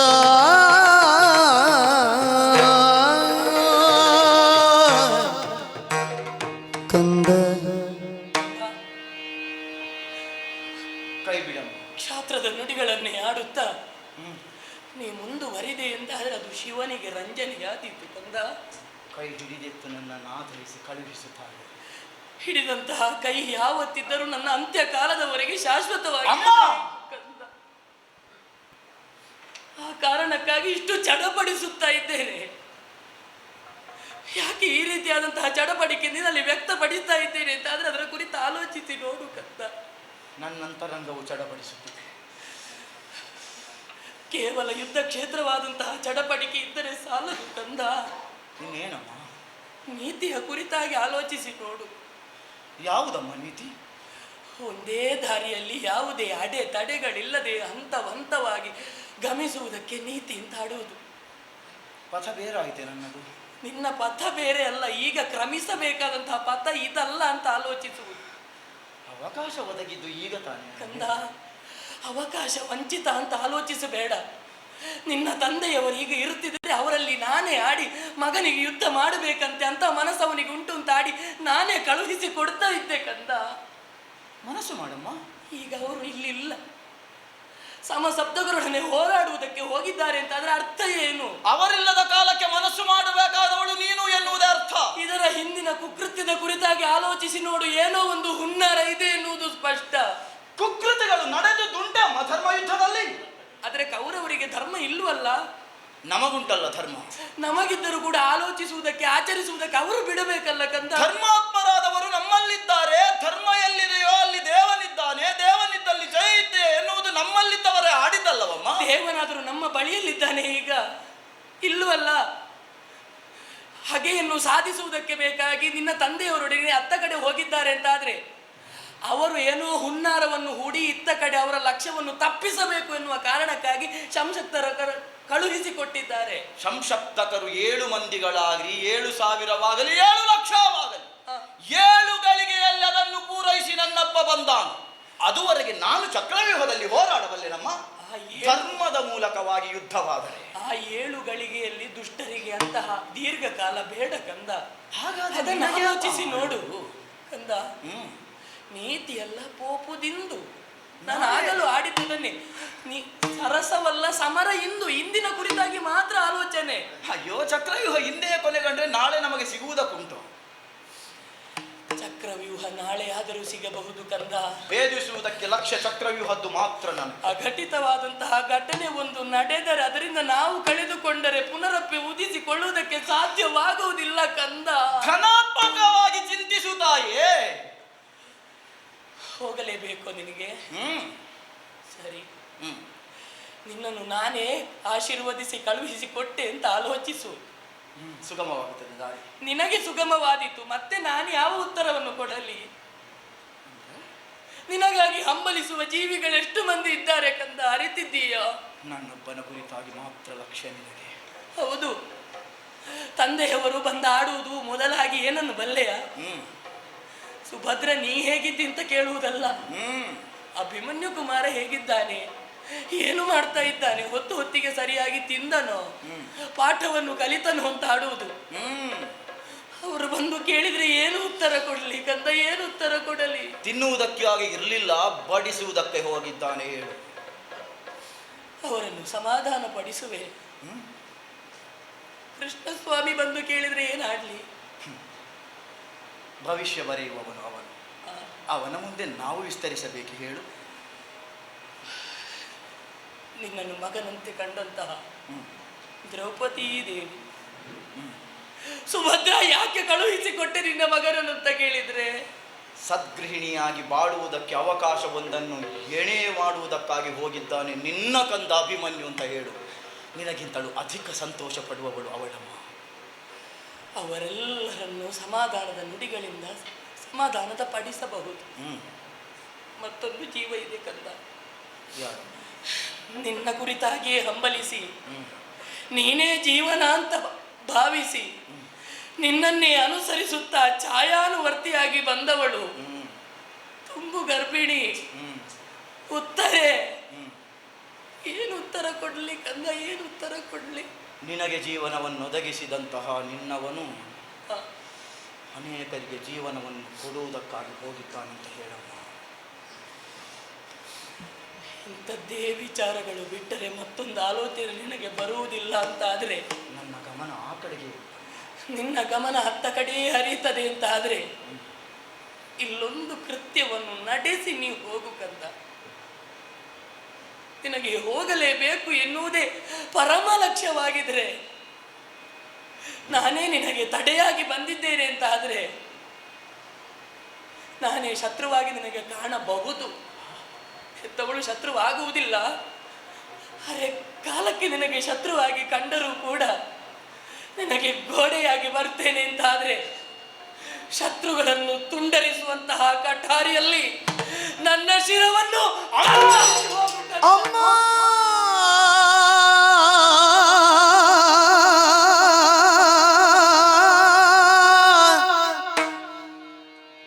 ತಡಿಬರಿ ನೆಲೆ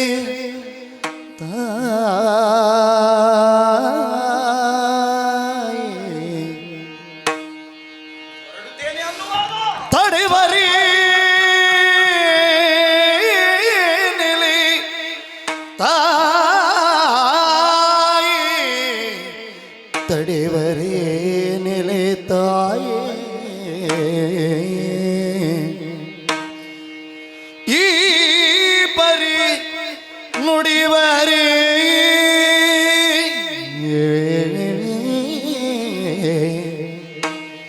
ಈ ಪರಿ ನುಡಿವರೇ ಅಮ್ಮ ತಡೆವರೇ ರಣವನು ಜಯಿಸು ರಣವನು ಜಯಿಸು ಎಂದೊಡನೆ ಕೆಳುಗದೆ ಮರುಗುವರೇ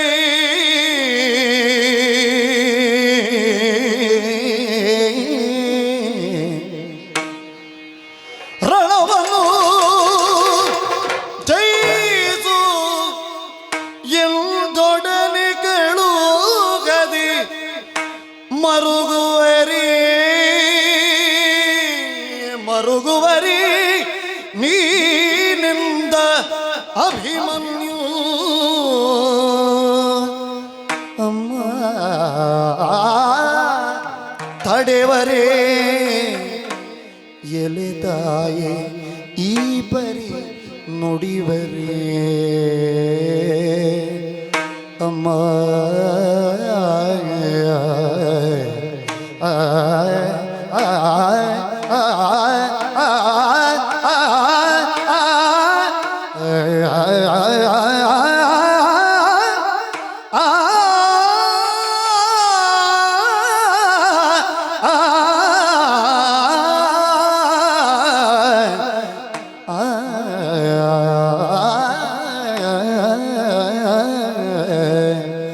ಅಮ್ಮ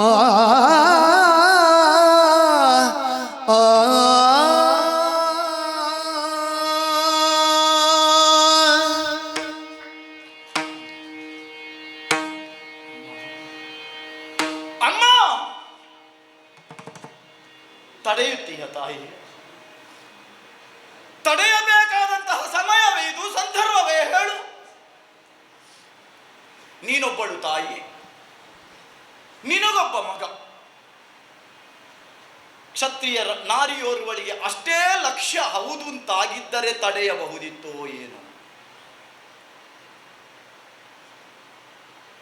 ದೇಹದಲ್ಲಿ ಮಾತ್ರ ನನಗಿಂತ ಎತ್ತರವಲ್ಲ ನೀನು,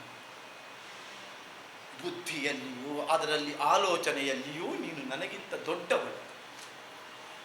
ನನ್ನಪ್ಪನದಾಗಲಿ ನಿನ್ನದಾಗಲಿ ನನ್ನ ಮತವಾಗಲಿ ಯಾವ ಕಾರಣಕ್ಕೂ ಭಿನ್ನವಾಗಕೂಡದು. ಅಭಿನ್ನರು ಎನ್ನುವ ಭಾವ ದೊಡ್ಡಪ್ಪನಿಗೆ ಧೈರ್ಯದ ವಚನವನ್ನಾಡಿ ಇಲ್ಲಿಯವರೆಗೆ ಆಗಮಿಸುವವರೆಗೂ ಇತ್ತೆ. ಸೃಷ್ಟಿಸಿಬಿಟ್ಟೆ ಭಿನ್ನತೆಯನ್ನು. ಭಿನ್ನರಾದೆವು ತಾಯೇ, ಈ ಮಾತಿನಲ್ಲಾದರೂ ನಾವು ಭಿನ್ನತೆಯನ್ನು ಕಂಡೆವು. ಸ್ವಾರ್ಥದ ಕುರಿತಾಗಿ ಆಲೋಚಿಸಬೇಕಿದ್ದವಳೇ ಸುಭದ್ರೆ, ಸರ್ವರ ಸ್ವಾಸ್ಥ್ಯದ ಕುರಿತಾಗಿ ಚಿಂತಿಸಬೇಕು.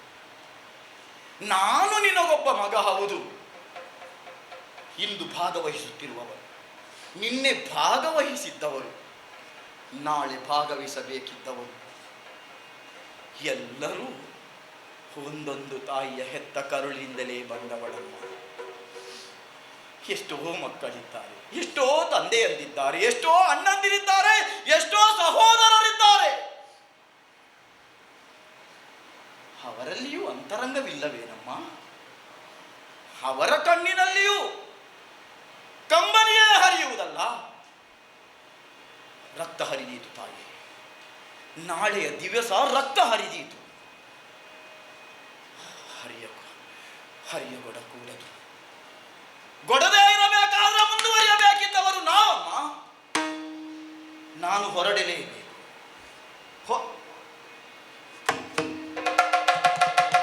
ಸುರಿವ ಕಂಬನಿಯನ್ನು ಸೆರಗಿಂದೊರೆಸಿ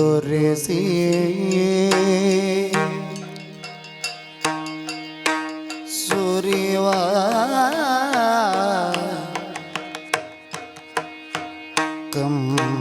ಕಂಬನಿಯನ್ನು ಸೆರಗಿಂದೊರೆಸಿ ಜನನಿಯ ಪಾದರಜವನು ಶಿರದೊಳ್ ಆದ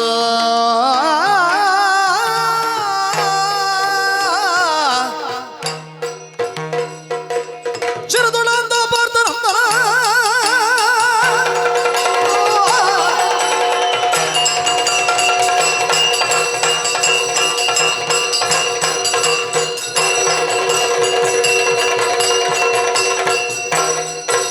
ಸುರಿವ ಕಂಬನಿಯನ್ನು ಸೆರಗಿನ ಒರಿಸಿ ಒರಿಸಿ ಒರಿಸಿ ಜನನಿಯ ಪಾದರಜವನು ಶಿರದೊಳಾತ ಪಾರ್ಥನಂದನ ಪರಟನಾಗ ಪರಟನಾಗ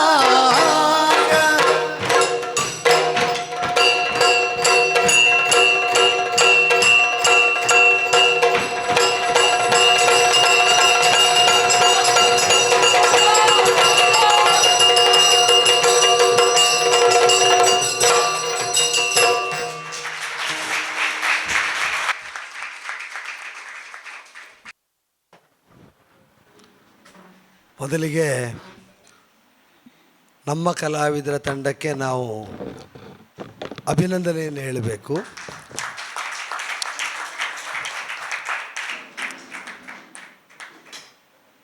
ಪ್ರದರ್ಶನ ಎಷ್ಟು ಚೆನ್ನಾಗಿ ಕೊಟ್ಟಿದ್ದಾರೆ, ಅವರು ಇದಕ್ಕಿಂತಲೂ ಹೆಚ್ಚು ಕೊಡಬಲ್ಲರು. ಇವತ್ತು ಸ್ವಲ್ಪ ಕ್ಷಿಪ್ರಗತಿಯಲ್ಲಿ ಹೋಗುವುದಕ್ಕೆ ಪೂರ್ವ ಸೂಚನೆ ಕೊಟ್ಟದ್ದರಿಂದ ಅಭಿಮನ್ಯು ಮಾಡುವವರಿಗೆ ಕಷ್ಟ ಎಷ್ಟು ಅಂತ ನಮಗೊತ್ತುಂಟು. ಉಸಿರು ಬಿಡುವುದಕ್ಕೆ ಬಿಡುವಿಲ್ಲದಂತೆ, ಅದು ಯಕ್ಷಗಾನದಲ್ಲಿ ನಿಧಾನ ಕ್ರಮ ಪ್ರಕಾರವಾಗಿ ಹೋಗುವುದಿದ್ರೆ ಮಧ್ಯದಲ್ಲಿ ಅವಧಿ, ಮಧ್ಯದ ಪಾತ್ರ ಮಾತಾಡೋದು, ಅವನಿಗೆ ರಿಲ್ಯಾಕ್ಸೇಷನ್ ಟೈಮ್ ಕೊಡುವುದೆಲ್ಲ ಅದು ಇಂಟರ್ನಲ್ ಮೆಕ್ಯಾನಿಸಮ್ನ ಅಂಗವಾಗಿ ಇರ್ತದೆ. ಆದರೆ ಇವತ್ತು ಸ್ವಲ್ಪ ಕ್ಷಿಪ್ರವಾಗಿ ಹೋದದ್ರಿಂದ ಅವರಿಗೆ ತುಂಬ ಒತ್ತಡ ಹಾಕಿದ ಹಾಗಾಯಿತು, ನಮಗೆ ಗೊತ್ತುಂಟು. ಆದರೆ ಅವರನ್ನು ಅಭಿನಂದಿಸಬೇಕು ಅಂತ ನಾನು ಹೇಳಿದ್ದು, ನಮಗೆ ಏನು ಬೇಕಾಗಿತ್ತು ಇವತ್ತು ಅದನ್ನು ಯಥಾವತ್ತಾಗಿ ಮೇಡಮ್ ಶೋಭಾ ಶಶಿಕುಮಾರ್ ಅವರು ಇರುವಾಗ ಅವರ ಸಮ್ಮುಖದಲ್ಲಿ ನೀಡಿದ್ದಕ್ಕೆ ಹಿಮ್ಮೇಳ ಮುಮ್ಮೇಳದ ಎಲ್ಲ ಕಲಾವಿದರಿಗೂ ಮತ್ತೊಮ್ಮೆ ಅಭಿನಂದನೆಗಳು. ಮೇಡಮ್, ನಮ್ಮ ಯಕ್ಷಗಾನದಲ್ಲಿ ಹೆಚ್ಚು ಕಡಿಮೆ ಹೀಗಿದೆ. ಇದರಲ್ಲಿ ನಿಮ್ಮ ಅಬ್ಸರ್ವೇಷನ್ಸ್ ಏನು, ಅದನ್ನು ಕೇಳಲಿಕ್ಕೆ ನಾವು ಮೊದಲಿಗೆ ಇಷ್ಟಪಡ್ತೇವೆ. ಮತ್ತು ಅದರಲ್ಲಿ ಪರಿಷ್ಕಾರಗಳು ತರುವುದಿದ್ದರೆ ಹೇಗೆ ತರಬಹುದು ಅಂತ. ಪಾತ್ರದ ಔಚಿತ್ಯಗಳು ಎಷ್ಟೊಂದು ಕಡೆ ತುಂಬ ಚೆನ್ನಾಗಿ ಬಂತು. ಅದು ವಾಚಿಕದಲ್ಲೂ ಸರಿ, ಆಂಗಿಕದಲ್ಲೂ ಸರಿ. ಹಿಮ್ಮೇಳ ಸಿಕ್ಕಾಪಟ್ಟೆ ಚೆನ್ನಾಗಿತ್ತು.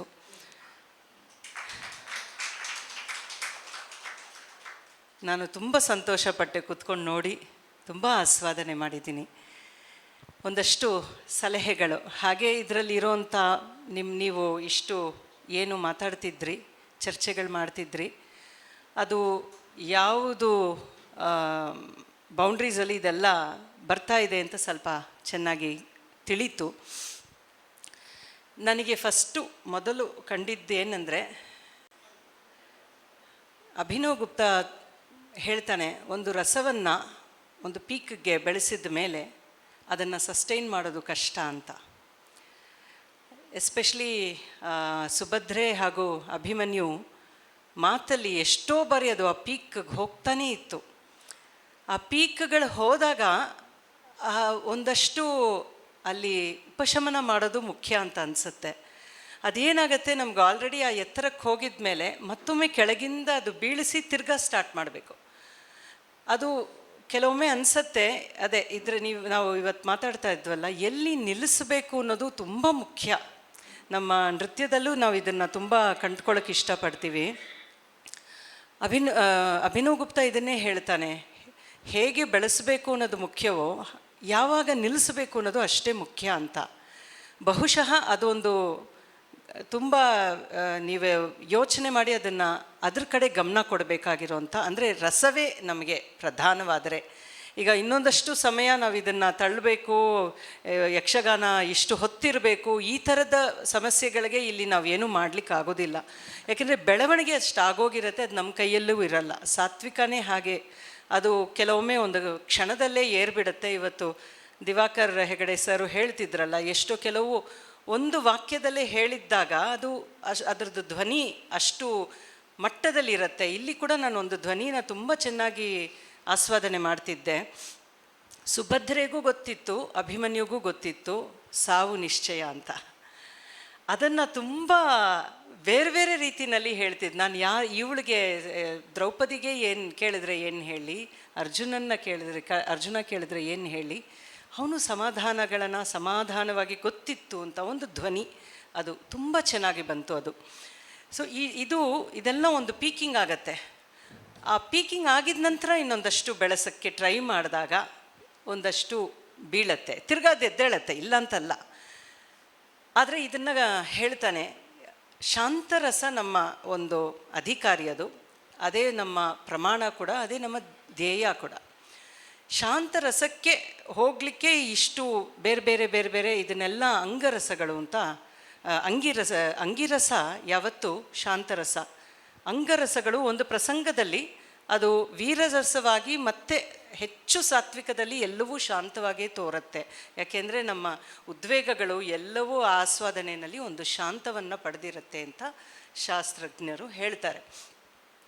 ಎಲ್ಲ ರಸಗಳ ಗುರಿ ಶಾಂತರಸವೇ ಹೌದು ಅಂತ.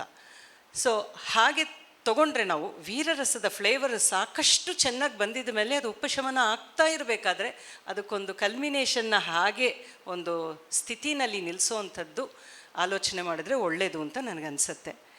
ಹಾಗೆ ಕೂಡ ಒಂದು ಪಾತ್ರ, ಈಗ ಅಭಿಮನ್ಯುದು ಹೆಚ್ಚು ಇತ್ತು ಇಲ್ಲಿ ರೋಲು. ಆವಾಗ ಸುಭದ್ರೆದು ಕೆಲವು ನಿಲುವುಗಳು ಇರಬಹುದು ಅಥವಾ ಭಾವಗಳು, ಆ ವ್ಯಭಿಚಾರಿ ಭಾವಗಳ ಕಡೆ ವರ್ಕ್ ಮಾಡಿದ್ರೆ ನೀವು ಬೇರೆ ಬೇರೆ ರೀತಿ, ಅಂದರೆ ಈ ಯಾವ್ಯಾವ್ದು ರೀತಿಯಲ್ಲಿ ಆತಂಕಗಳು ಬರುತ್ತೆ ಅಂತ ಹೇಳಿ ಅದನ್ನು ಊಹೆ ಮಾಡಿಕೊಂಡು, ಮತ್ತು ಇನ್ನೊಂದಷ್ಟು ಆಂಗಿಕ ತಲೆ ಚಚ್ಕೊಳ್ಳೋದಿರಬಹುದು, ಮತ್ತು ಆ ರೆಸ್ಟ್ಲೆಸ್ನೆಸ್, ಚಪಲತೆಯಲ್ಲಿ ಓಡಾಡೋದು, ಒಂದು ಸ್ತಬ್ಧತೆಯಿಂದ ನಿಲ್ಲುವುದು ಕೊನೆಯಲ್ಲಿ ತಗೊಂಡ್ರೆ ನಿಮ್ಮ ಆಂಗಿಕಕ್ಕೆ ಒಂದು ಕಲ್ಮಿನೇಷನ್ ಸಿಗುತ್ತೆ ಆ ಚಲನೆಯಲ್ಲಿ. ಅಂದರೆ ಅವಳು ಬೇಡ ಬೇಡ ಅಂತ ಹೇಳೋಕ್ಕೆ ಒಂದಷ್ಟು ಬೇರೆ ಬೇರೆ ರೀತಿಯ ಚಲನೆಗಳನ್ನ ಭಾವಿಸ್ಕೋಬಹುದು. ಆ ಚಲನೆಗೆ ನಾವು ಒಂದಷ್ಟು ವ್ಯಭಿಚಾರಿ ಭಾವಗಳನ್ನೂ ತನ್ನ ಈ ಚಿಂತೆ ಅನ್ನೋದು ಅಲ್ಲಿ ವಿಶೇಷವಾದ ವ್ಯಭಿಚಾರಿ ಭಾವ. ಅದಕ್ಕೆ ಒಂದು ಮುಂದಾಲೋಚನೆ ಮಾಡಿ ಅಯ್ಯೋ ಇವನ್ ಪ್ರಾಣಕ್ಕೆ ಏನಾಗುತ್ತೋ ಅಂತ ಸಾಹಿತ್ಯದಲ್ಲೂ ಎಷ್ಟೋ ಬರ್ತಾ ಇತ್ತು. ಆ ಅಭಿಮನ್ಯು ಉತ್ಸಾಹ, ಈ ಉತ್ಸಾಹವೇ ನನ್ನ ಕಂಟಕವಾಗಿದೆ ಅಂತ ಈ ಥರ ಇಂಟರ್ಪ್ರಿಟೇಷನ್ಸು ಕೊಡ್ತಾ ಹೋಗಬೇಕು.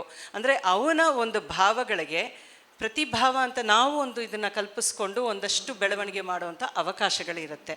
ನೆನ್ನೆನೇ ಮಾತಾಡ್ತಾ ಇರಬೇಕಾದ್ರೆ ಹೇಳ್ತಿದ್ರು, ಈ ಇದು ಕೊಡೋದು the reactions is very difficult. ನಿಮ್ಮ ಇದರಲ್ಲಿ ಪಾತ್ರಗಳು ಅಲ್ಲಲ್ಲೇ ಇರೋದ್ರಿಂದ ಇದು ತುಂಬ ಮುಖ್ಯವಾಗಿ ಇದ್ರ ಕಡೆ ನೀವು ವರ್ಕ್ ಮಾಡೋದು ಒಳ್ಳೆಯದು. ಇನ್ನು ಆಸ್ವಾದನೆ ಬೆಳೀತಾ ಹೋಗುತ್ತೆ. ಅದು ಡಿಸ್ಟರ್ಬ್ ಆಗಬಾರ್ದು. ಅಂದರೆ ಮೇಯ್ನ್ ಪಾತ್ರದ ಕಡೆ ಏನು ಚಲನೆಗಳಿದೆ ಅದನ್ನು ನಮ್ಮನ್ನ ಡಿಸ್ಟ್ರ್ಯಾಕ್ಟ್ ಮಾಡಬಾರ್ದು. ಆದ್ರೂ ಬೇರೆ ಪಾತ್ರಗಳಿಗೂ ಒಂದಷ್ಟು ಬೆಳವಣಿಗೆ ಕೊಡಬಹುದು ಅಂತ ನನ್ನ ಅನಿಸಿಕೆ. ಇದ್ರ ಕಡೆ ಏನು ಮಾಡಬಹುದು ಅಂತ ನೀವು ಯೋಚನೆ ಮಾಡ್ಕೋಬಹುದು. ಇನ್ನೊಂದಷ್ಟು ವೀರ ಅಂತ ತೋರಿಸ್ಬೇಕಾದ್ರೆ, ವೀರಕ್ಕೂ ರೌದ್ರಕ್ಕೂ ನೆನ್ನೆ ಮಂಟಪ್ ಸರೇ ಹೇಳಿದ್ರಲ್ಲ, ಒಂದು ವಿಶೇಷವಾದ ಗುರುತಿದೆ ಅಂತ, ವಿವೇಕ ಅಂತ. ಅಫ್ಕೋರ್ಸ್ ಇವನು ಚಿಕ್ಕವನು ಅಭಿಮನ್ಯು, ಆ ಮಟ್ಟದ ಪ್ರೌಢತೆ ಇರಲಿಕ್ಕೆ ಇಲ್ಲಿ ಅವಕಾಶ ಇಲ್ಲ. ಸೊ ಆ ಉತ್ಸಾಹ ಒಂದು ರೀತಿ ಆ ವೀರ ಹೋಗಿ ಏನೋ ಒಂದು ಸಾಹಸ ಮಾಡ್ತೀನಿ ಅಂತ ಬರುತ್ತೆ. ಆದ್ರೇನು ಆ ಕಣ್ಣಲ್ಲಿ ಒಂದು ಸ್ಥಿರತೆ ಇರಬೇಕು ವೀರದಲ್ಲಿ. ಅಂದರೆ ಕಣ್ಣನ್ನು ಹೆಚ್ಚು ಓಪನ್ ಮಾಡಿದ್ರೆ ಅದು ರೌದ್ರದ ಕಡೆನೇ ಹೋಗಿರುತ್ತೆ. ಬಹುಶಃ ಇನ್ನೊಂದು ನೆಗೆಟಿವ್ ಕ್ಯಾರೆಕ್ಟರ್ ತೊಗೊಂಡಾಗ್ಲೂ ಒಂದೇ ಥರ ಕಾಣಿಸ್ಬಹುದು ಅಂತ ನಿಮ್ಗೆ ಅನಿಸ್ಬಹುದು. ಸೊ ಹೀರೋ ಮತ್ತು ವಿಲ್ಲನ್ದು ಚಲನೆಗಳು ಒಂದೇ ರೀತಿ ಬರೋ ಥರ ಅನಿಸ್ಬಹುದು. ಈ ವ್ಯತ್ಯಾಸ ಕಾಣಿಸ್ಬೇಕಂದ್ರೆ ಸೂಕ್ಷ್ಮವಾಗಿ ಆ ಉತ್ಸಾಹದ ಜೊತೆಗೆ ಇಲ್ಲಿ ವಿವೇಕ, ಅಲ್ಲಿ ವಿವೇಕ ಇಲ್ಲದೆ ಇರೋವಂಥದ್ದು. ಆ ರೌದ್ರದ ಕಡೆ ಏನು ಆವೇಶ ಇದೆ ಅದು ನೀವು ಒಂದು ಲೈನ್ಸನ್ನ ಒಂದು ಅಭ್ಯಾಸದ ಕ್ರಮದಲ್ಲೇ ಒಂದಷ್ಟು ನೋಡ್ಕೋಬೇಕು ಅಂತ ಅನಿಸತ್ತೆ. ಅದು ಸಲಹೆ. ಆವಾಗ ಎಲ್ಲ ಪಾತ್ರಗಳು ಒಂದೇ ರೀತಿ, ಬಹುಶಃ ಈಗ ಕೌರವ ಮಾಡಿದರೆ ಕೂಡ ಇದು ನೀವು ಈ ಫುಟ್ವರ್ಕು ಮತ್ತು ಈ ಭ್ರಮರಿಗಳು ಏನು ಮಾಡ್ತಿದ್ದೀರಿ ಇದೇ ಪ್ರಮಾಣದಲ್ಲಿ ಬರುತ್ತಾ ಇನ್ನೂ ಹೆಚ್ಚು ಬರುತ್ತಾ ನನಗೆ ಗೊತ್ತಿಲ್ಲ. ಬರುತ್ತೆ, ಆ ವ್ಯತ್ಯಾಸಗಳು ಇವೆ. ಹಾಂ, ಕಾಲಗತಿಯಲ್ಲೂ ಒಂದಷ್ಟು ವ್ಯತ್ಯಾಸಗಳಿದ್ದರೆ ಒಳ್ಳೆಯದು. ಕಣ್ಣಲ್ಲಿ ಕೂಡ ಇನ್ನೊಂದಷ್ಟು ಅದು ಏನು ಹೇಳ್ತೀವಿ, ಒಂದು ಸ್ಥೈರ್ಯ, ದೃಢತೆ ಅವಾಗವಾಗ ಬಂತು. ತುಂಬಾ ಚೆನ್ನಾಗಿ ಬಂತು. ಯಾವಾಗ ಬಂತು ಅಂದರೆ ಸುಭದ್ರೆಗೆ ಉತ್ತರ ಹೇಳಬೇಕಾದ್ರೆ ರಿಪ್ಲೈಸಲ್ಲಿ ಅದು ತುಂಬ ಚೆನ್ನಾಗಿ ಕಾಣಿಸ್ತಾ ಇತ್ತು. ಅದು ಎಲ್ಲ ಕಡೆನೂ ಉಳಿಸ್ಕೋಬಹುದು. ಆ್ಯಂಡ್ ಆ್ಯಕ್ಚುಲಿ ನನಗೇನು ತುಂಬ ದೊಡ್ಡ ಮಟ್ಟದ ಈ ಕುಣಿತ ಅನೌಚಿತ್ಯ ಅಂತ ಅನಿಸ್ಲಿಲ್ಲ. ಯಾಕೆಂದರೆ ಹಿ ವಾಸ್ ಕ್ಯಾರಿಂಗ್ ದಟ್ ಭಾವ ವೆರಿ ವೆಲ್. ಸೊ ಈ ರೀತಿ ಅದು ಉಳಿಸ್ಕೊಂಡ್ರೆ ಒಂದು ಮಟ್ಟಕ್ಕೆ ಅದು ಚೆನ್ನಾಗಿ ಪೂರಕವಾಗಿ ಬರ್ತಿದೆ. ತಪ್ಪು ಅಂತ ನನಗೆ ಖಂಡಿತ ಅನಿಸ್ತಾ ಇಲ್ಲ. ಪಾತ್ರದಿಂದ ಭಿನ್ನವಾಗಿ ಹೋಗ್ಬಿಟ್ಟು ನಾನು ಮಾಡಬೇಕು ಅನ್ನೋ ಒಂದು ಏನು ಅಹಂಕಾರ ಅಂತ ಹೇಳೋಕ್ಕಿಂತ ನಮ್ಮ ಅಹಂಕಾರದ ಪ್ರಜ್ಞೆಯಿಂದ ಕೆಲವೊಮ್ಮೆ ಮಾಡಿಬಿಡ್ತೀವಲ್ಲ, ನಾನು ಮಾಡಬೇಕು ಅಂತ, ಅದು ಪ್ರತ್ಯೇಕವಾಗಿ ತೋರಿದ್ರೆ ಅಲ್ಲಿ ಅದು ಅನೌಚಿತ್ಯ ಆಗುತ್ತೆ. ಎಲ್ಲ ಕಡೆ ಅದು ಆ ಥರ ಅನಿಸ್ಲಿಲ್ಲ, ಖಂಡಿತ ಚೆನ್ನಾಗಿತ್ತು. ಆದರೆ ಇನ್ನೊಂದಷ್ಟು ಮೂಮೆಂಟ್ಸ್ ಆ್ಯಡ್ ಮಾಡಲಿಕ್ಕೆ ಒಂದು ಅವಕಾಶ ಇದೆ. ಯಾಕೆಂದರೆ ವೀರದಲ್ಲಿ ಇಷ್ಟು ಭ್ರಮರಿಗಳು ಮಾತ್ರ ಮಾಡ್ತಾ ಇದ್ದರೆ ಆ ವ್ಯಭಿಚಾರಿ ಭಾವಗಳಿಗೆ ಅವಕಾಶ ಇರಲ್ಲ. Because first of all body ಸೋತ್ ಹೋಗುತ್ತೆ ಇಷ್ಟು ಮಾಡಿ ಮಾಡಿ ಮಾಡಿ. ಸೆಕೆಂಡ್ ರೀಸನ್, ಎಲ್ಲೂ ಕಣ್ಣಿಗೆ ಅವಕಾಶ ಇರಲ್ಲ. ಈಗ ಕಣ್ಣಿನ ಚಲನೆಗಳಲ್ಲಿ ಎಷ್ಟು ನಾವು ಹಿಡಿತೀವೋ ಅಷ್ಟು ಭಾವಗಳಿಗೆ ಮಹತ್ವ ಉಂಟು. ಸೊ ಕೆಲವು ಚಾರಿಗಳು, ಈಗ ನಾವು ಆಕಾಶಚಾರಿಗಳು, ಅತಿಕ್ರಾಂತಾಚಾರಿ ಅಂತ ನಿನ್ನೆನೂ ನಾನು ತೋರಿಸಿದ್ದೆ, ಅದನ್ನು ಮಾಡಿಕೊಂಡು ಅದನ್ನೇ ಇನ್ನೊಂಚೂರು ಅಡ್ಯಾಪ್ಟ್ ಮಾಡ್ಕೋಬೇಕು. ನಾವು ಮಾಡೋದು ಒಂದು ಮಾಡೆಲ್ ಥರ ಇಟ್ಕೊಳ್ಳಿ, ಅದನ್ನು ನೀವು ನಿಮ್ಮ ಇದಕ್ಕೆ ಮಾಡ್ಕೊಳ್ಳೋದು ಒಳ್ಳೆಯದು. ಫಸ್ಟ್ ಅವ್ರು ಮಾಡಿ ತೋರಿಸ್ತಾರೆ. ಹಾಂ, ಈಗ ಅತಿಕ್ರಾಂತ ಇದು ಸಿಂಪಲ್ ಮೂಮೆಂಟ್. ಇದನ್ನು ನೀವು ಅದು ಅವ್ರ ಕೈಯಲ್ಲಿ ಬೇರೆ ಏನೋ ಹಿಡ್ಕೊಂಡಿರ್ತಾರಲ್ಲ, ಆ ಆವೇಶದಲ್ಲಿ ಹೀಗೆ ಹೀಗೆ ಮಾಡಿಕೊಂಡು ಒಂದು ಇದಕ್ಕೆ ಘಾತಗಳಿಗೆ ಬಂದರೆ ಏನಾಗುತ್ತೆ, ನಮಗೆ ಮುಖ ಕಾಣ್ತಿರತ್ತೆ. ನಿಮ್ಮ ಭ್ರಮರಿಗಳೇ ಆಗುವಂಥ ಒಂದು ಪ್ರಾಬ್ಲಮ್ ಏನಂದರೆ, ನಮಗೆ ಮುಖಾಭಿನಯ ಅಲ್ಲಿ ಸಿಗೋದಿಲ್ಲ. ತಿರುಗ್ತಾನೆ ಇದ್ದರೆ ನಮಗೆ ಮುಖಾಭಿನಯ ಸಿಗೋದಿಲ್ಲ. ಬಟ್ ಓವರಾಲ್ ಇದನ್ನು ಒಂದು ರಸಧರ್ಮ ಅಂತಲೂ ಒಂದು ಪದದಲ್ಲಿ ಗುರುತಿಸ್ತಾರೆ. ನೃತ್ಯ ಯಾವಾಗಲೂ ರಸಧರ್ಮವಾಗಿ ತೋರುತ್ತೆ. ರಸಕ್ಕಿಂತ ಹೆಚ್ಚಾಗಿ ರಸಧರ್ಮ ಅಂದರೆ ದ ಶೇಡ್ ಅಂತ, ದೀಪ್ತಿ, ಇದು ವಿಕಾಸ ಅಂತೆಲ್ಲ ಒಂದಷ್ಟು ರಸಧರ್ಮಗಳಿದೆ.